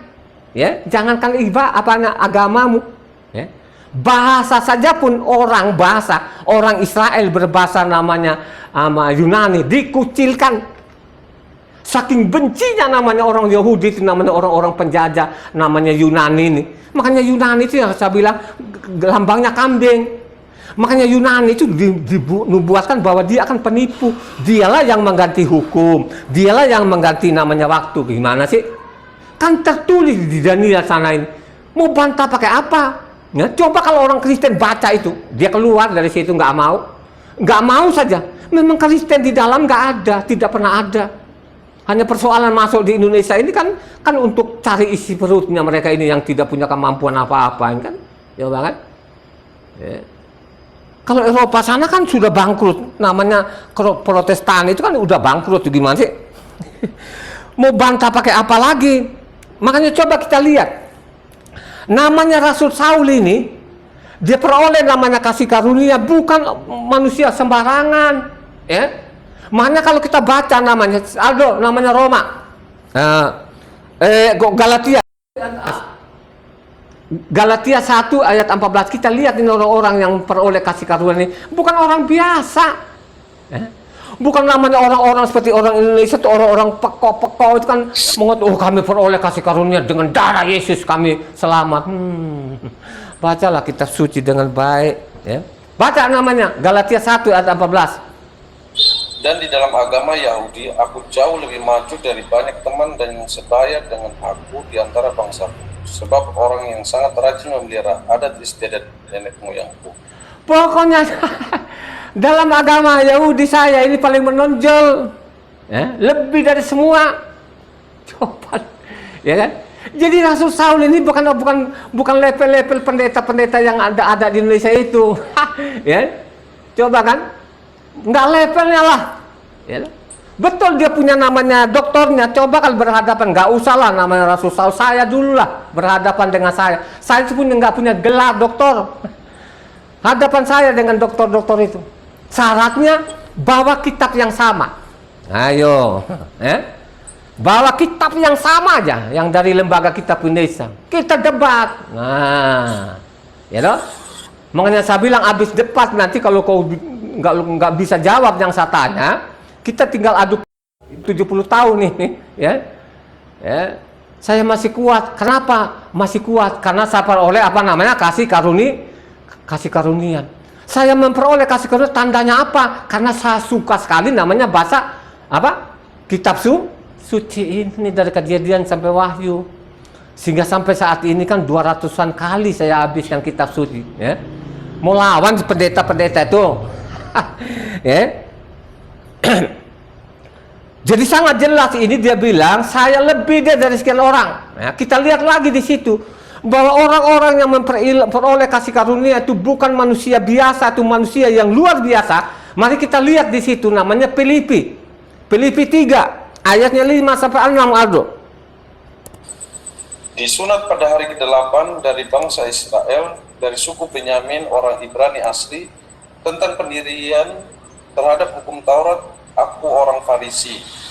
Tentang kegiatan aku penganiaya jemaat, tentang kebenaran dalam menaati hukum Taurat, aku tidak bercacat. Saya itu tidak bercacat. Nah, hanya kalau kita baca dilanjut di bawah itu sangat-sangat menyesatkan di situ. Jadi anggapin itu katanya apa yang dulu yang itu saya anggap apa rugilah dan lain sebagainya. Yang dianggap rugi itu bahwa dia menyiksa orang, ya, tidak tanya-tanya dulu ini orang, ya. Padahal ini yang dia siksa, yang dia bunuh ini orang-orang yang kembali kepada hukum Tuhan, amin, ya. Itu yang dia siksa. Terdeteksi di mana? Makanya baca namanya perlu sekali kamu baca. Makanya saya mengatakan supaya engkau ini tahu itu isi kitab suci ini, makanya baca keempat penginjil itu, ya. Keempat penginjil itu namanya Matitia loh ya, jangan Matius. Ini kejahatannya agama satu ini, tapi dia tidak merasa jahat loh saudara, mengganti nama orang itu dia tidak jahat loh saudara ya. Matitia, ya, Markus, Luka, Yohanan namanya, ya. Kalau orang Kristen sama mau dia, ya. Makanya saya bilang namanya Yohanan, dulu namanya apa? Yahya. Entah bagaimana begitu otaknya dia putar di mana lagi, tiba-tiba dia nongol namanya apa? Yohanes. Padahal kalau King James itu sana, King James itu yang kitab di Eropa itu John namanya. Yang paling parah lagi, ini kejahatan namanya Kristen ini, namanya Yakob, ya. Jadi murid-muridnya Yesua pada waktu itu ada namanya Yakob, dikasih di Eropa sana jadi James Bond. Benar-benar luar biasa agama ini ya. Nggak ada yang buka ini seperti saya, ya. Karena kalau mereka buka itu pendeta-pendeta, akhirnya miskin lagi, ya. Coba kan. Dia dari sana sebenarnya udah susah benar-benar kan gitu kan, akhirnya dia masuk pendeta di sini. Mungkin dalam hati kecil dia udah tahu juga ini ada yang salah di dalam, tapi bagaimana lagi, ya? Karena dasarnya dia mungkin bukan orang kaya kan gitu kan. Udah kagak ada, ya sudahlah ikutin saja ajaran Eropa ini, penipu-penipu ini, ya. Coba kan. Jadi nyata-nyata yang namanya orang yang memiliki kasih karunia itu orang-orang yang luar biasa, ya. Luar biasa. Namanya Rasul Saul ini kan, coba kan Rasul Saul itu dikejar-kejar loh, saudara, mau dibunuh lah segala macam, kebalik. Dulu ngejar-ngejar orang, ya. Yang dikejar ini kan yang kembali kepada hukum Taurat kan, mereka tinggalkan namanya agama Yahudi, yang kitab Talmudnya itu mereka tinggalkan, ya. Coba kan dibunuh kan. Nah sekarang dia sadar ini akhirnya dia tinggalkan namanya agama Yahudi, dia kembali ke hukum Taurat. Nah pada waktu dia kembali hukum Taurat inilah namanya Rasul Saul sendiri pun dikejar-kejar loh saudara. Ya. Jadi dikejar-kejar pada waktu dia tinggalkan namanya agama Yahudi ini, yang kitabnya dia itu namanya Talmud tadi, dikejar-kejar. Jadi dituding-tuding dia ini apa pengikut-pengikut Yunani ini Kristen ini, atau dia juga disebut juga namanya apa sekte Nasrani ini, ya. Coba itu tudingannya, jadi namanya Kristen itu apa tudingan, gitu kan? Kalau kita baca namanya Kisah Para 11 ayat 26 di sana kan, mereka tuh disebut namanya apa? Ini sekte namanya Kristen atau sekte Yunani lah, ajaran-ajaran Yunani lah seperti itu gitu. Tapi Rasul Saul itu saudara, dia bertahan, dia tidak menyimpang namanya hukum dia kembali lagi hukum Taurat. Dengan nyawa pun dia siap untuk apa? Mengorbankan nyawanya, ya. Dan dia tidak pernah menyimpang lagi namanya hukum Taurat. Terdeteksinya di mana? Makanya saya mengatakan orang-orang yang memiliki kasih karunia tadi, kelihatan sekali mereka ini dan siap mati. Mau mati pun siap mereka ini untuk mempertahankan namanya Taurat itu adalah kebenaran itu, ya. Makanya coba kita lihat di situ. Ini Rasul Saul ini bukan manusia biasa, dan pelayanannya sana kemari itu bukan dia bikin agama Kristen, ya, tidak pernah ada. Nah, dan memang tidak ada di dalamnya. Itu kan karangan, hayalan saja orang-orang Eropa ini. Kristen ini tidak pernah ada. Coba kita baca namanya Kisah Para 21 Ado. Kisah Para 21 ayatnya 20 sampai ke 24. Mendengar itu mereka memuliakan Tuhan, lalu mereka berkata kepada Saul, "Saudara, lihatlah beribu-ribu orang Yahudi telah menjadi percaya dan mereka semua rajin memelihara hukum Taurat. Tetapi mereka mendengar tentang engkau, bahwa engkau mengejar semua orang Yahudi yang tinggal di antara bangsa-bangsa lain untuk melepaskan hukum Mose. Sebab engkau mengatakan supaya mereka jangan menyunatkan anak-anaknya dan jangan hidup menurut adat." Jadi bagaimana sekarang? Tentu mereka akan mendengar bahwa engkau telah datang kemari. Sebab itu, lakukanlah apa yang kami katakan ini. Di antara kami ada 4 orang yang bernasar. Bawalah mereka bersama-sama dengan engkau, lakukanlah pentahiran dirimu bersama-sama dengan mereka, dan tanggunglah biaya mereka, sehingga mereka dapat mencukurkan rambutnya. Maka semua orang akan tahu bahwa segala kabar yang mereka dengar tentang engkau sama sekali tidak benar, melainkan bahwa engkau tetap memelihara hukum Taurat. Tetap engkau ternyata isu-isu yang kami dengar ternyata tidak benar. Bahwa engkau bikin agama Kristen tidak benar. Nah, siapa lagi yang mau komentarin ini? You know? Kita lihat ayat 23. Padahal ayat 23 ini kalau kita baca, ini kan kutipan dari bilangan namanya 6. Coba kan? Coba Ado kalau baca nanti tadi namanya Kisah Para 21 ayat 23, ya. Karena dia pentahirannya di situ. Dia tahirkan itu perintah namanya apanya Taurat. Di mana mereka ini bikin agama baru tidak pernah ada, ya. Kan tidak pernah diketemukan di dalam mereka ada namanya agama Kristen. Jangankan agama, bahasa Yunani sendiri pun mereka marah sekali saudara, ya. Dikucilkan. Coba baca ayat 23 ada. Sebab itu, lakukanlah apa yang kami katakan ini. Di antara kami ada 4 orang yang bernasar. Jadi bernasar itu kan perintah namanya hukum Taurat. Kalau engkau baca di sana, dengan 3 ayatnya 13 sampai 21. Ya? Hah? Iya, bilangan 6 ayatnya 13 sampai 21. Ya? Jadi dia tidak meninggalkan hukum Taurat. Dan tidak pernah ada rencana sedikit pun untuk bikin agama Kristen. Jangankan agama Kristen, bahasa Yunani sendiri pun. Bahasa Yunani pun sendiri dikucilkan. Orang Israel loh ya, yang berbahasa Yunani itu dikucilkan. Coba supaya kita buktikan ini.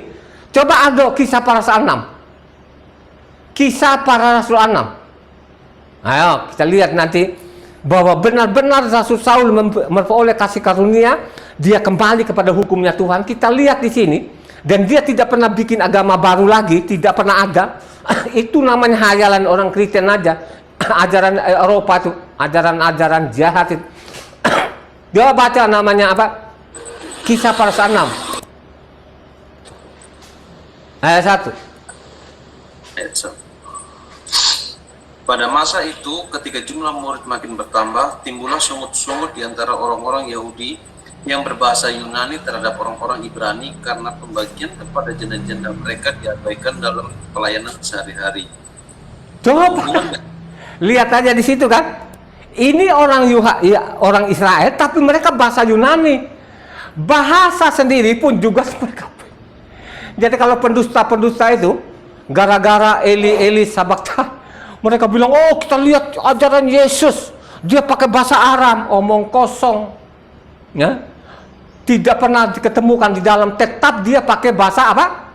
Yahuda, bahasa Israel. Dia tidak pakai bahasa Aram, dia tidak pakai apalagi Yunani. Jadi kalau ada orang-orang, zaman itu agama Kristen itu omong kosong dan penipu. Saya tantang tuh orang-orang, tunjukkan pasalnya, ayatnya, agama Kristen.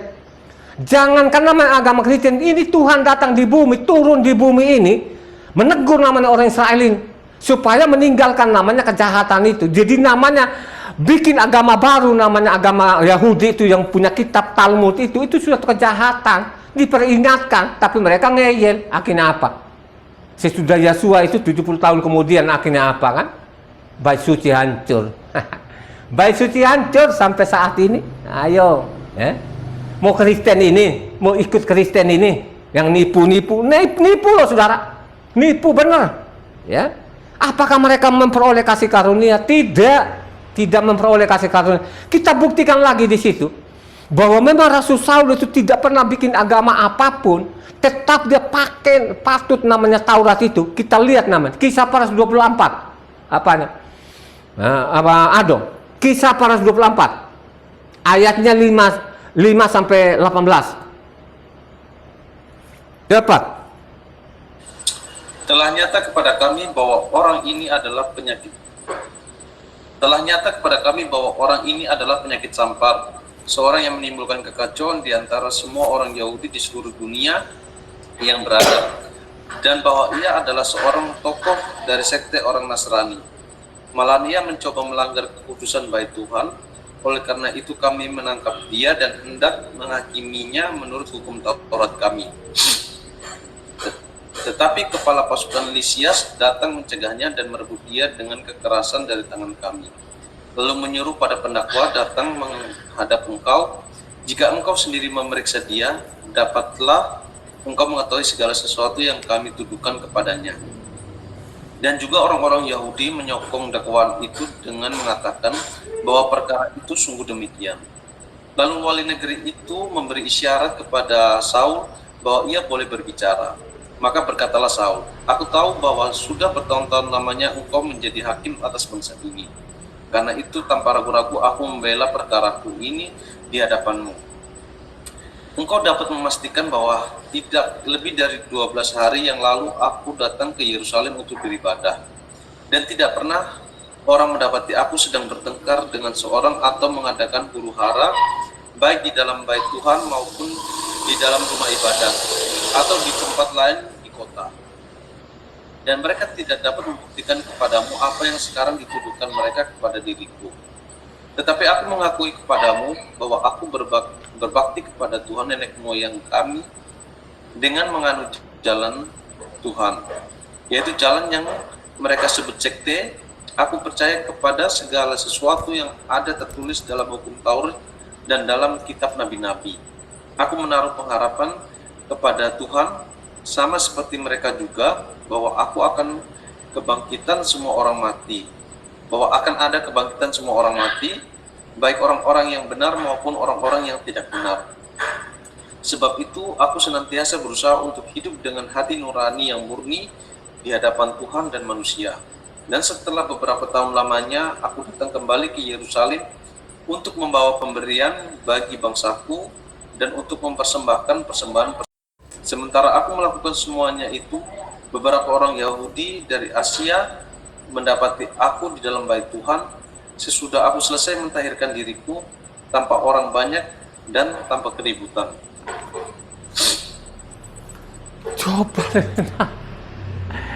Jadi dituding-tuding sama dia ini sekte-sekte ini, tapi dia bantah semua di dalamnya. Apalagi dasarnya orang Kristen itu mana? Justru orang Israel itu zaman raja-raja Yerobeam bikin agama baru, akhirnya apa? Namanya Israel Utara langsung sapu bersih sampai saat ini. Ya?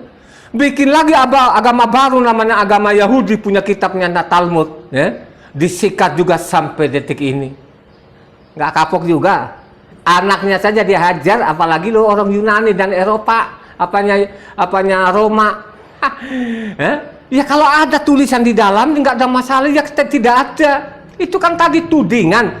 Kebanyakan orang Kristen dia baca yang di atasnya, dia tidak baca lengkap di bawahnya. Paling dia baca namanya ayat 5 sampai 6. Ya.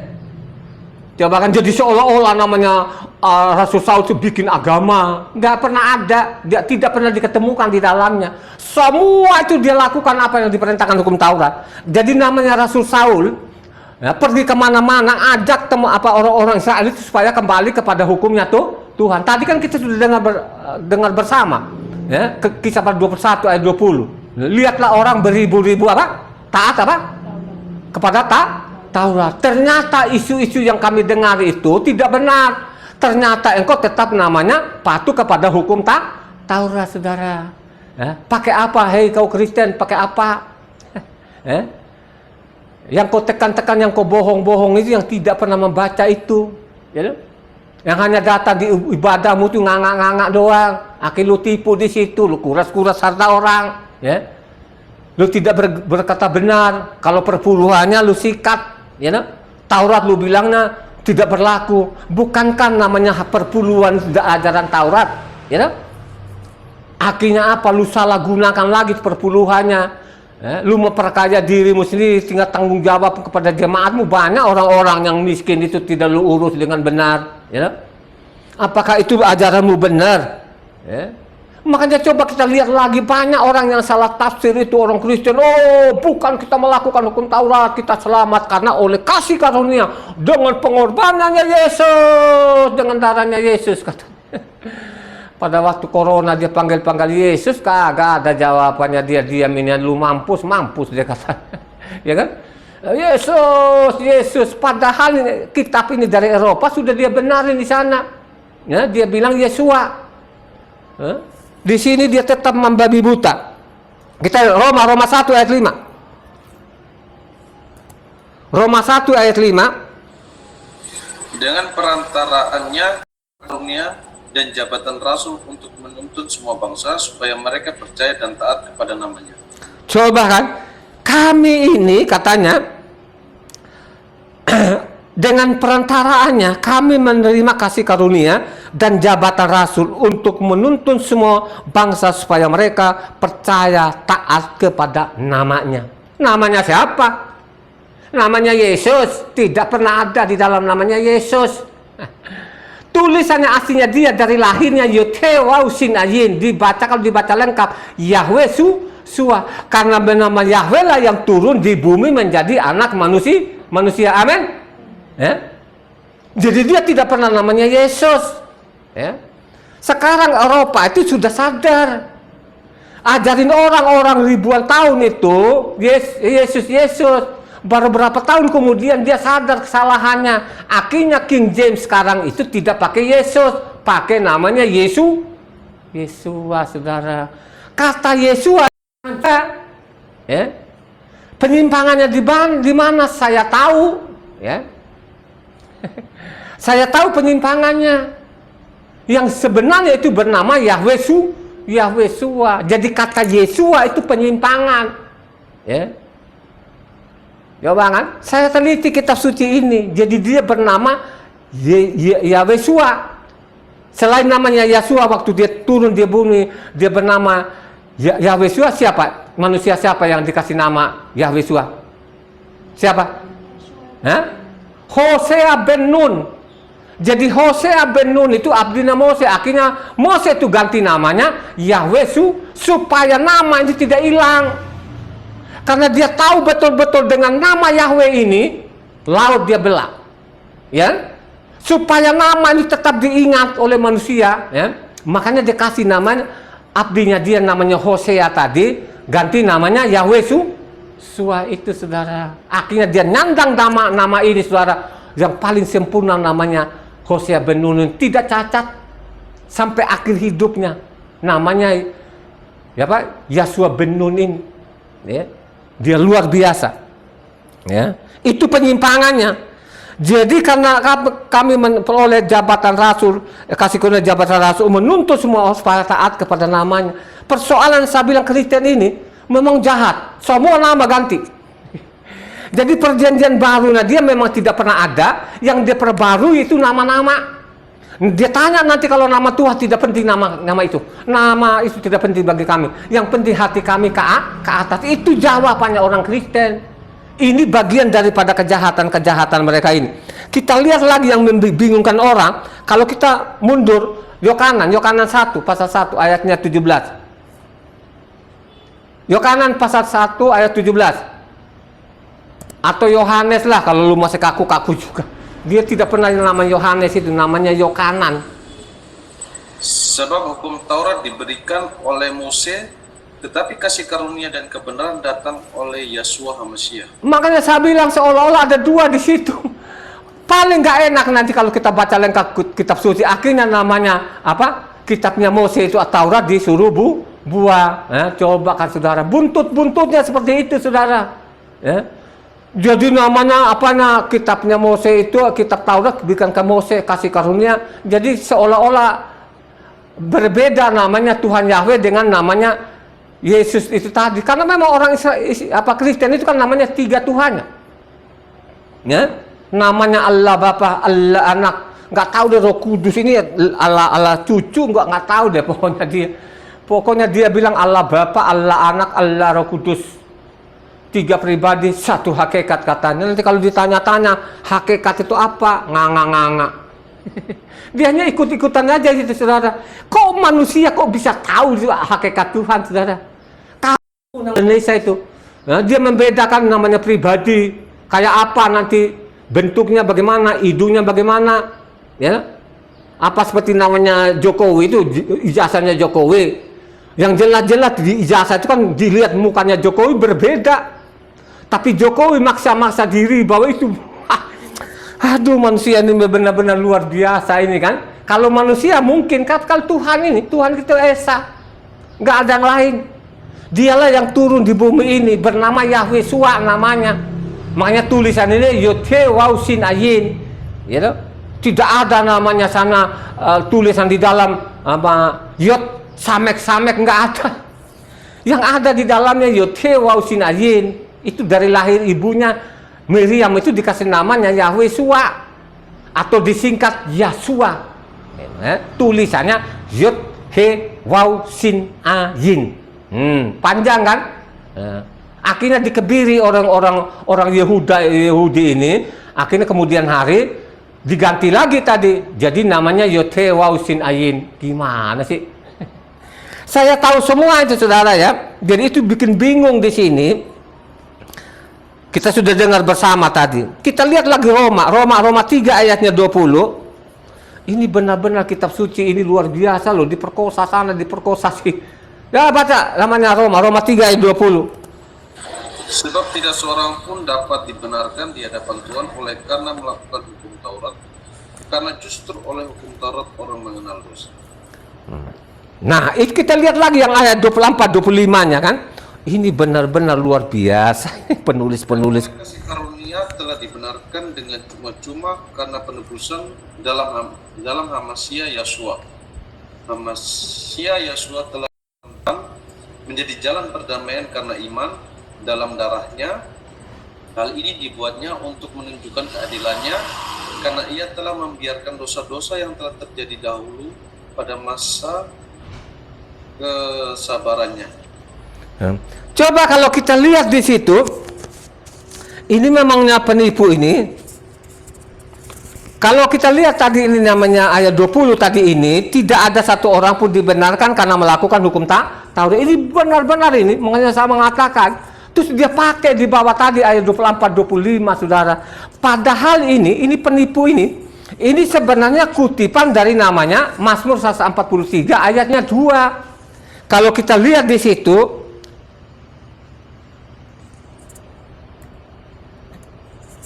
jadi dia tidak membedakan di sini. Jadi ini penipu-penipu penulis ini. Makanya saya mengatakan tulisan-tulisan Saulus sudah diperkosa habis. Padahal kalau kita lihat ini catatan kakinya. Ini apa Mazmur 143 ayat 2, ya. Jadi dia di bawah ini kita lihat tadi ini. Inilah senjata-senjatanya mereka ini memutarbalikkan ini firman ini sehingga banyak orang yang terjebak-jebak di situ, ya. Tadi namanya Roma 3 tadi ini. Roma 3 ini ayatnya 24 sampai 25, ya. Dan oleh kasih karunia telah dibenarkan dengan cuma-cuma karena penebusan dalam Hamasiah Yesua. Hamasiah Yesua telah ditentukan Tuhan menjadi perdamaian karena iman dalam darahnya. Dibuatnya untuk menunjukkan keadilannya karena ia telah dibiarkan dosa-dosa itu telah terjadi dahulu pada masa kesabarannya. Coba. Jadi ini kalau kita baca-baca di sini, kita tidak baca lengkap di sini, jadi seolah-olah ini ya, dengan darahnya Yesus ini, ya, udah kita diselamatkan. Yang diselamatkan itu siapa? Baca lengkap kitab suci ini, ya. Jangan sepotong-sepotong, ya. Kalau kau baca lagi ke bawah itu, baca ayat 31-nya di bawah, Ardo. Tadi Roma 3 ayat 31-nya coba dibaca, ya.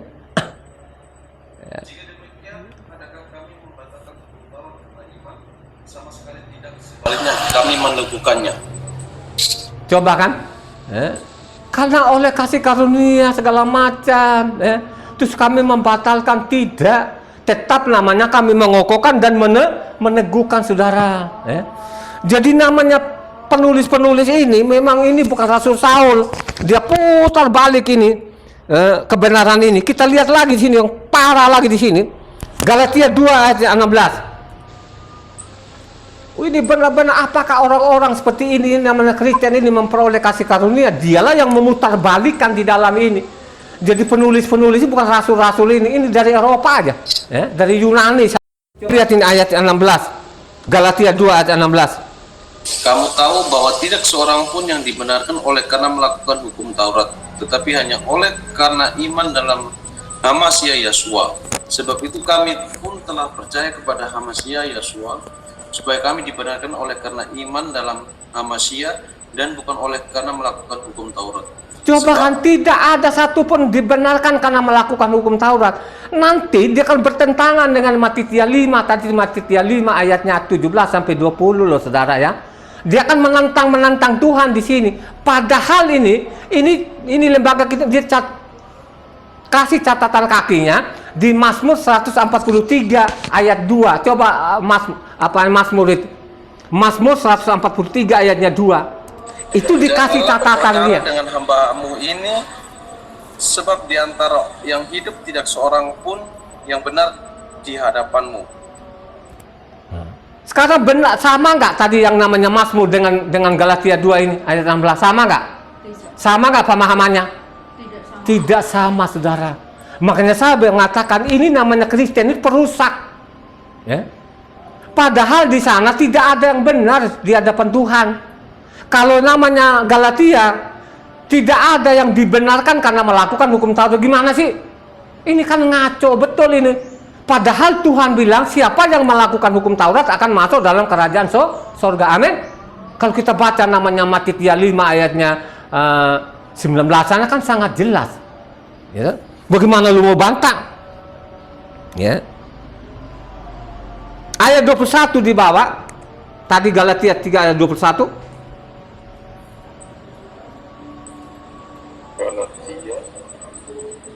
Ayat 21. Ya. Galatia 2 ayat 21.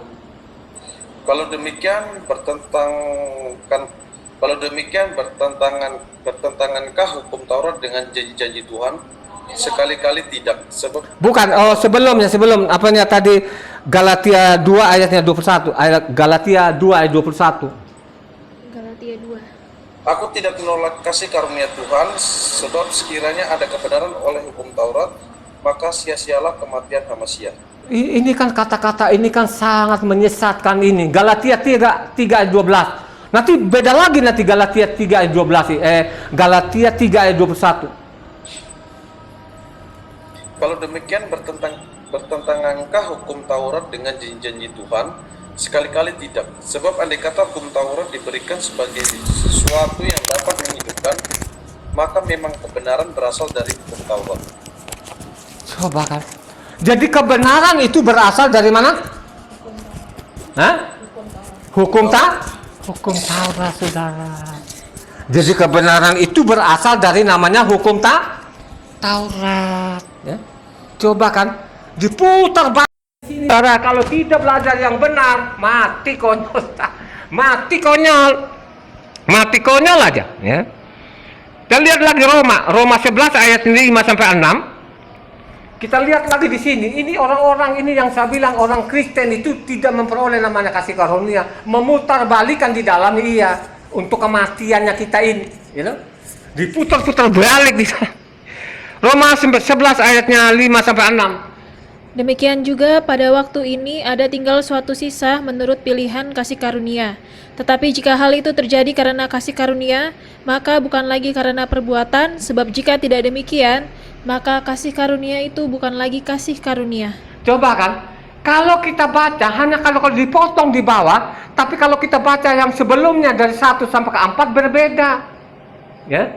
Padahal itu kan kutipan dari namanya 1 Raja-Raja 19 ayatnya.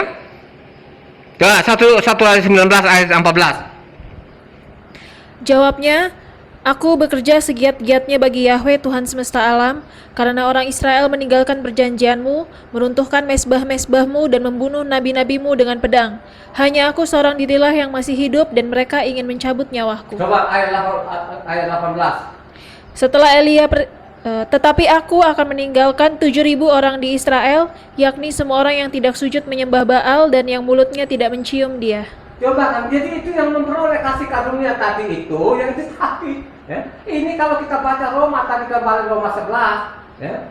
Kalau orang Kristen dipotong-potong di bawah ini 5 sampai 6, tapi kalau kita baca namanya Roma 11 ayat 1 sampai 4, ini kan kutipan dari 1 Raja 19. Coba Roma 11 ayat 1 sampai 4. Maka aku bertanya, adakah Tuhan mungkin telah menolak umatnya? Sekali-kali tidak, karena aku sendiri pun orang Israel dari keturunan Abraham dari suku Benyamin.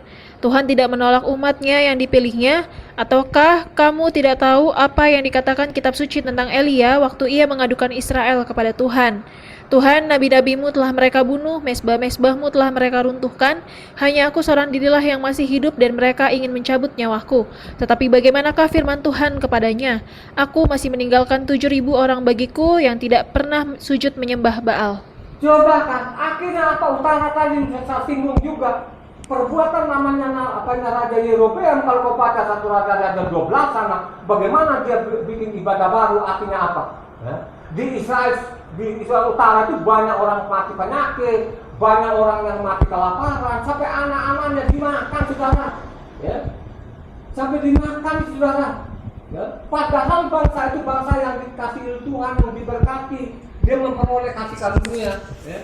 Tapi banyak juga yang membangkang, apalagi sekarang namanya suruh tinggalkan namanya hukum Taurat, apakah nanti ringan namanya hukumannya, itu sangat berat, saudara. Mari kau belajar kitab suci dengan baik dan benar. Ya.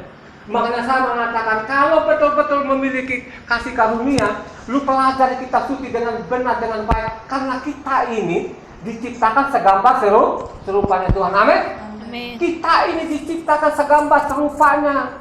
Ya. Makanya orang-orang yang namanya memiliki kasih karunia, dia akan pelajari kitab suci. Makanya dia ikuti namanya sifat-sifat Tuhan. Sifat-sifat Tuhan itu, ya, yang dia sukai oleh Tuhan itu, supaya kita ikuti namanya perintah-perintahnya. Amin. Kalau kita ikuti perintah-perintahnya, kita dijaga dan dilindungi, diberkati. Amin. Ya, termasuk namanya hari Sabat ini, hari yang diberkati ini. Manusia itu diciptakan segambar serupa. Coba Kejadian 1 ayat 26 sampai 27. Ya. Berfirmanlah Tuhan, baiklah kita menjadikan manusia menurut gambar dan rupa kita, supaya mereka berkuasa atas ikan-ikan di laut dan burung-burung di udara, dan atas ternak, dan atas seluruh bumi, dan atas segala binatang melata yang merayap di bumi. Manusia itu menurut gambarnya, menurut gambar Tuhan diciptakannya, dia laki-laki dan perempuan diciptakannya mereka. Kita ini diciptakan segambar serupanya. Makanya kalau kau baca namanya 1 Korintus 3 ayatnya 6 sampai 7 di sana, kita ini adalah rumahnya Tuhan. Kalau kita adalah rumahnya Tuhan, lu nggak takut. Makanya pelajari kitab suci, apa yang diperintahkan oleh Tuhan kita ikuti. Makanya engkau aman. Lu tidak mati dengan penyakit, lu tidak mati dengan malapetaka, lu tidak mati dengan penyakit. Itulah orang-orang yang memiliki kasih karunia. Dan dia suka sekali namanya Taurat, karena Taurat itu adalah jaminan. Amin.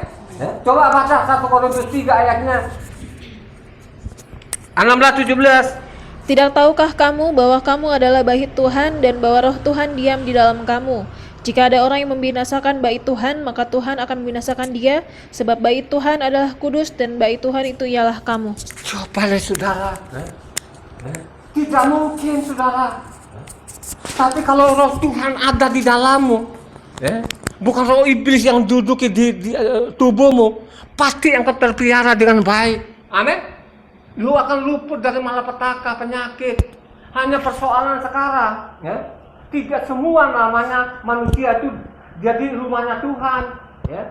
Kalau sudah rumahnya iblis itu akan menyimpang. Itulah yang mendorong kita ini supaya tinggalkan hukum Taurat. Coba kita lihat di situ Matius 12 ayat 43 sampai 45. Apabila roh jahat keluar dari manusia, ia pun mengembara ke tempat-tempat yang tandus mencari perhentian, tetapi ia tidak mendapatnya. Lalu ia berkata, aku akan kembali ke rumah yang telah kutinggalkan itu. Maka pergilah ia dan mendapati rumah itu kosong, bersih, tersapu, dan rapi teratur. Lalu ia keluar dan mengajak 7 roh lain yang lebih jahat daripadanya, dan mereka masuk dan berdiam di situ.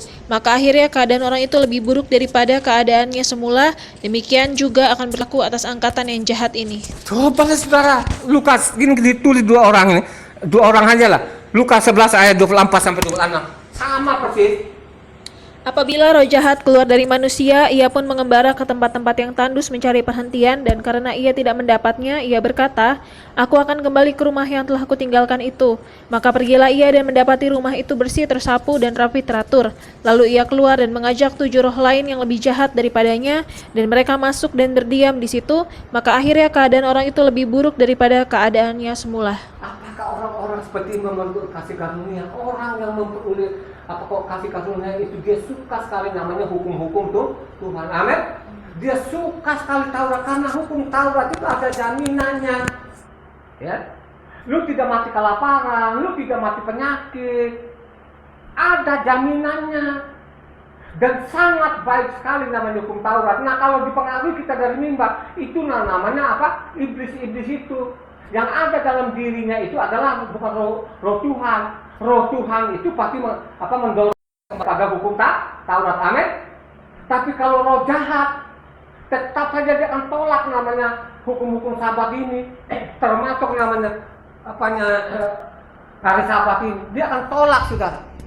Itu tandanya bahwa orang ini bukan roh Tuhan ada dalamnya, tapi adalah roh iblis itu. Coba kita lihat lagi sini. Ulangan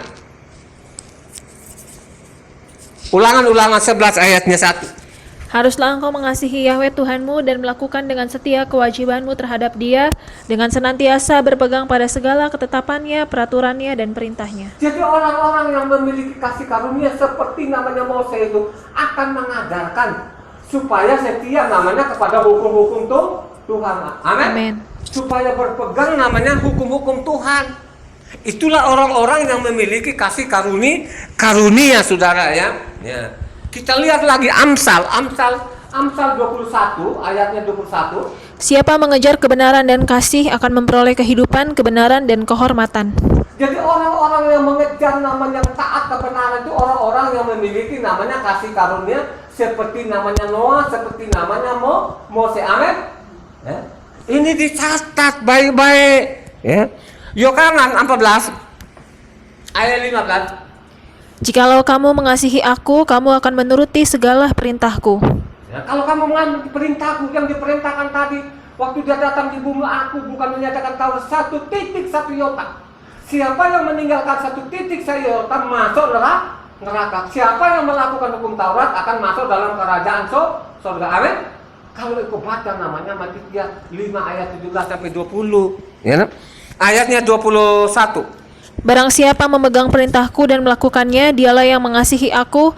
Dan barang siapa mengasihi aku, ia akan dikasihi oleh Bapa-Ku, dan aku pun akan mengasihi dia dan akan menyatakan diriku kepadanya. Ayat 24. Barang siapa tidak mengasihi aku, ia tidak menuruti firman-Ku, dan firman yang kamu dengar itu bukanlah daripadaku, melainkan dari Bapa yang mengutus aku. Firman yang kamu dengar, yang kamu pegang sehari-hari itu bukan dari saya. Dia bicara kan sebagai manusia, padahal dia adalah Yahweh itu sendiri. Ya, karena dia dilihat orang sehat sehingga dia bilang Bapak. Karena memang Israel punya Bapak namanya Yahweh. Amin. Tandanya orang itu memiliki kasih karunia apa tandanya? Kita lihat aja di sini. Namanya 1 Yohanes 5 ayat 2 sampai 3. Inilah Tandanya bahwa orang ini dia memiliki kasih karunia. Pasti dia suka sekali namanya Taurat itu. Coba baca. Inilah tandanya bahwa kita mengasihi anak-anak Tuhan, yaitu apabila kita mengasihi Tuhan serta melakukan perintah-perintahnya. Sebab inilah kasih kepada Tuhan, yaitu bahwa kita menuruti perintah-perintahnya. Perintah-perintahnya itu tidak berat. Coba perintahnya itu tidak berat. Namanya Taurat itu tidak berat. Amin. Bahwa ini benar-benar ajaran mereka supaya kembali kepada hukum Taurat. Jadi mereka memperoleh kasih karunia tadi yang kita dengar bersama Roma 1 ayat 5 tadi, dengan jabatan rasul mengajak orang supaya taat kepada namanya hukum Taurat itu. Amin. Ya. Kita lihat lagi di situ.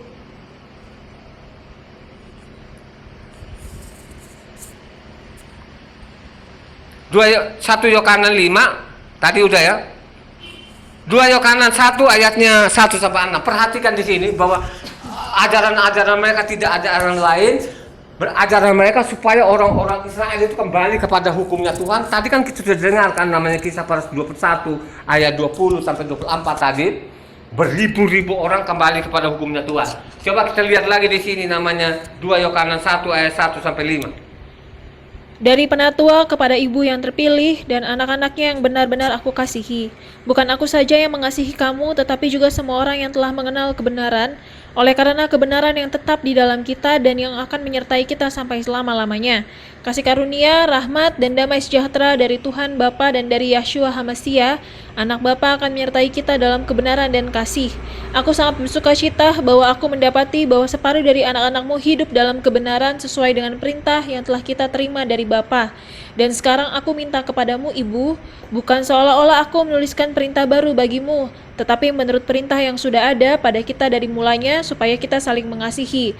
Dan inilah kasih itu, yaitu bahwa kita harus hidup menurut perintahnya, dan inilah perintah itu, yaitu bahwa kamu harus hidup di dalam kasih, sebagaimana telah kamu dengar dari mulanya. Coba kan, ya, jadi yang diajarkan di situ tidak lain, tidak bukan adalah namanya hukum Taurat. Makanya tadi lihat 3 ayat 21, kebenaran itu berasal dari mana? Hukum Taurat. Itulah tandanya orang-orang yang memiliki kasih karunia. Kalau Kristen itu dia tidak memiliki kasih karunia, dialah yang merusak namanya isi kitab suci ini.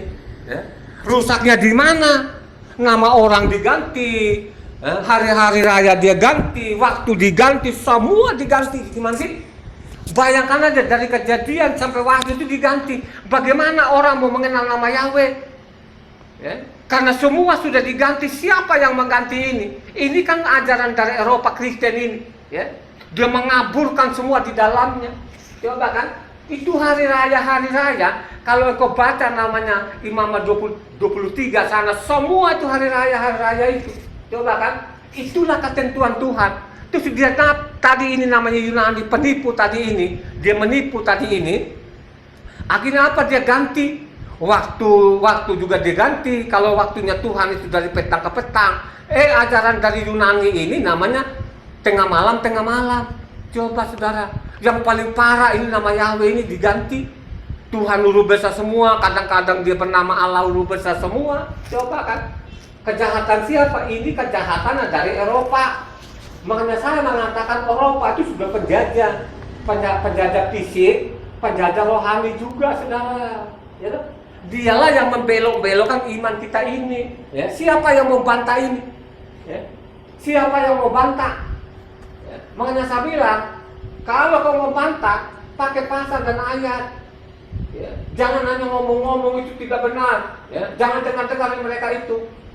Ya, saya khotbahkan ini, saya sampaikan ini kan saya sudah catat selama sekian tahun, 26 tahun ini saya selidiki kitab suci ini, sehingga saya sampaikan. Ya. Kalau hari ini kau sadar, ya, marilah kau rendahkan hatimu, bacalah kitab suci dari Kejadian sampai Wahyu, pasti engkau selamat. Ya. Tapi kalau hanya kau harapkan dari mimbar-mimbar namanya hari Minggu itu, tidak perlu peroleh keselamatan. Ya. Kematian kekal dia. Bukan saya loh ya. Ini dicatat di dalam, dikasih warning kepada manusia itu. Makanya Sabat itu penting. Amin. Karena disitulah namanya Tuhan akan memberkati. Amin. Tuhan memberkati.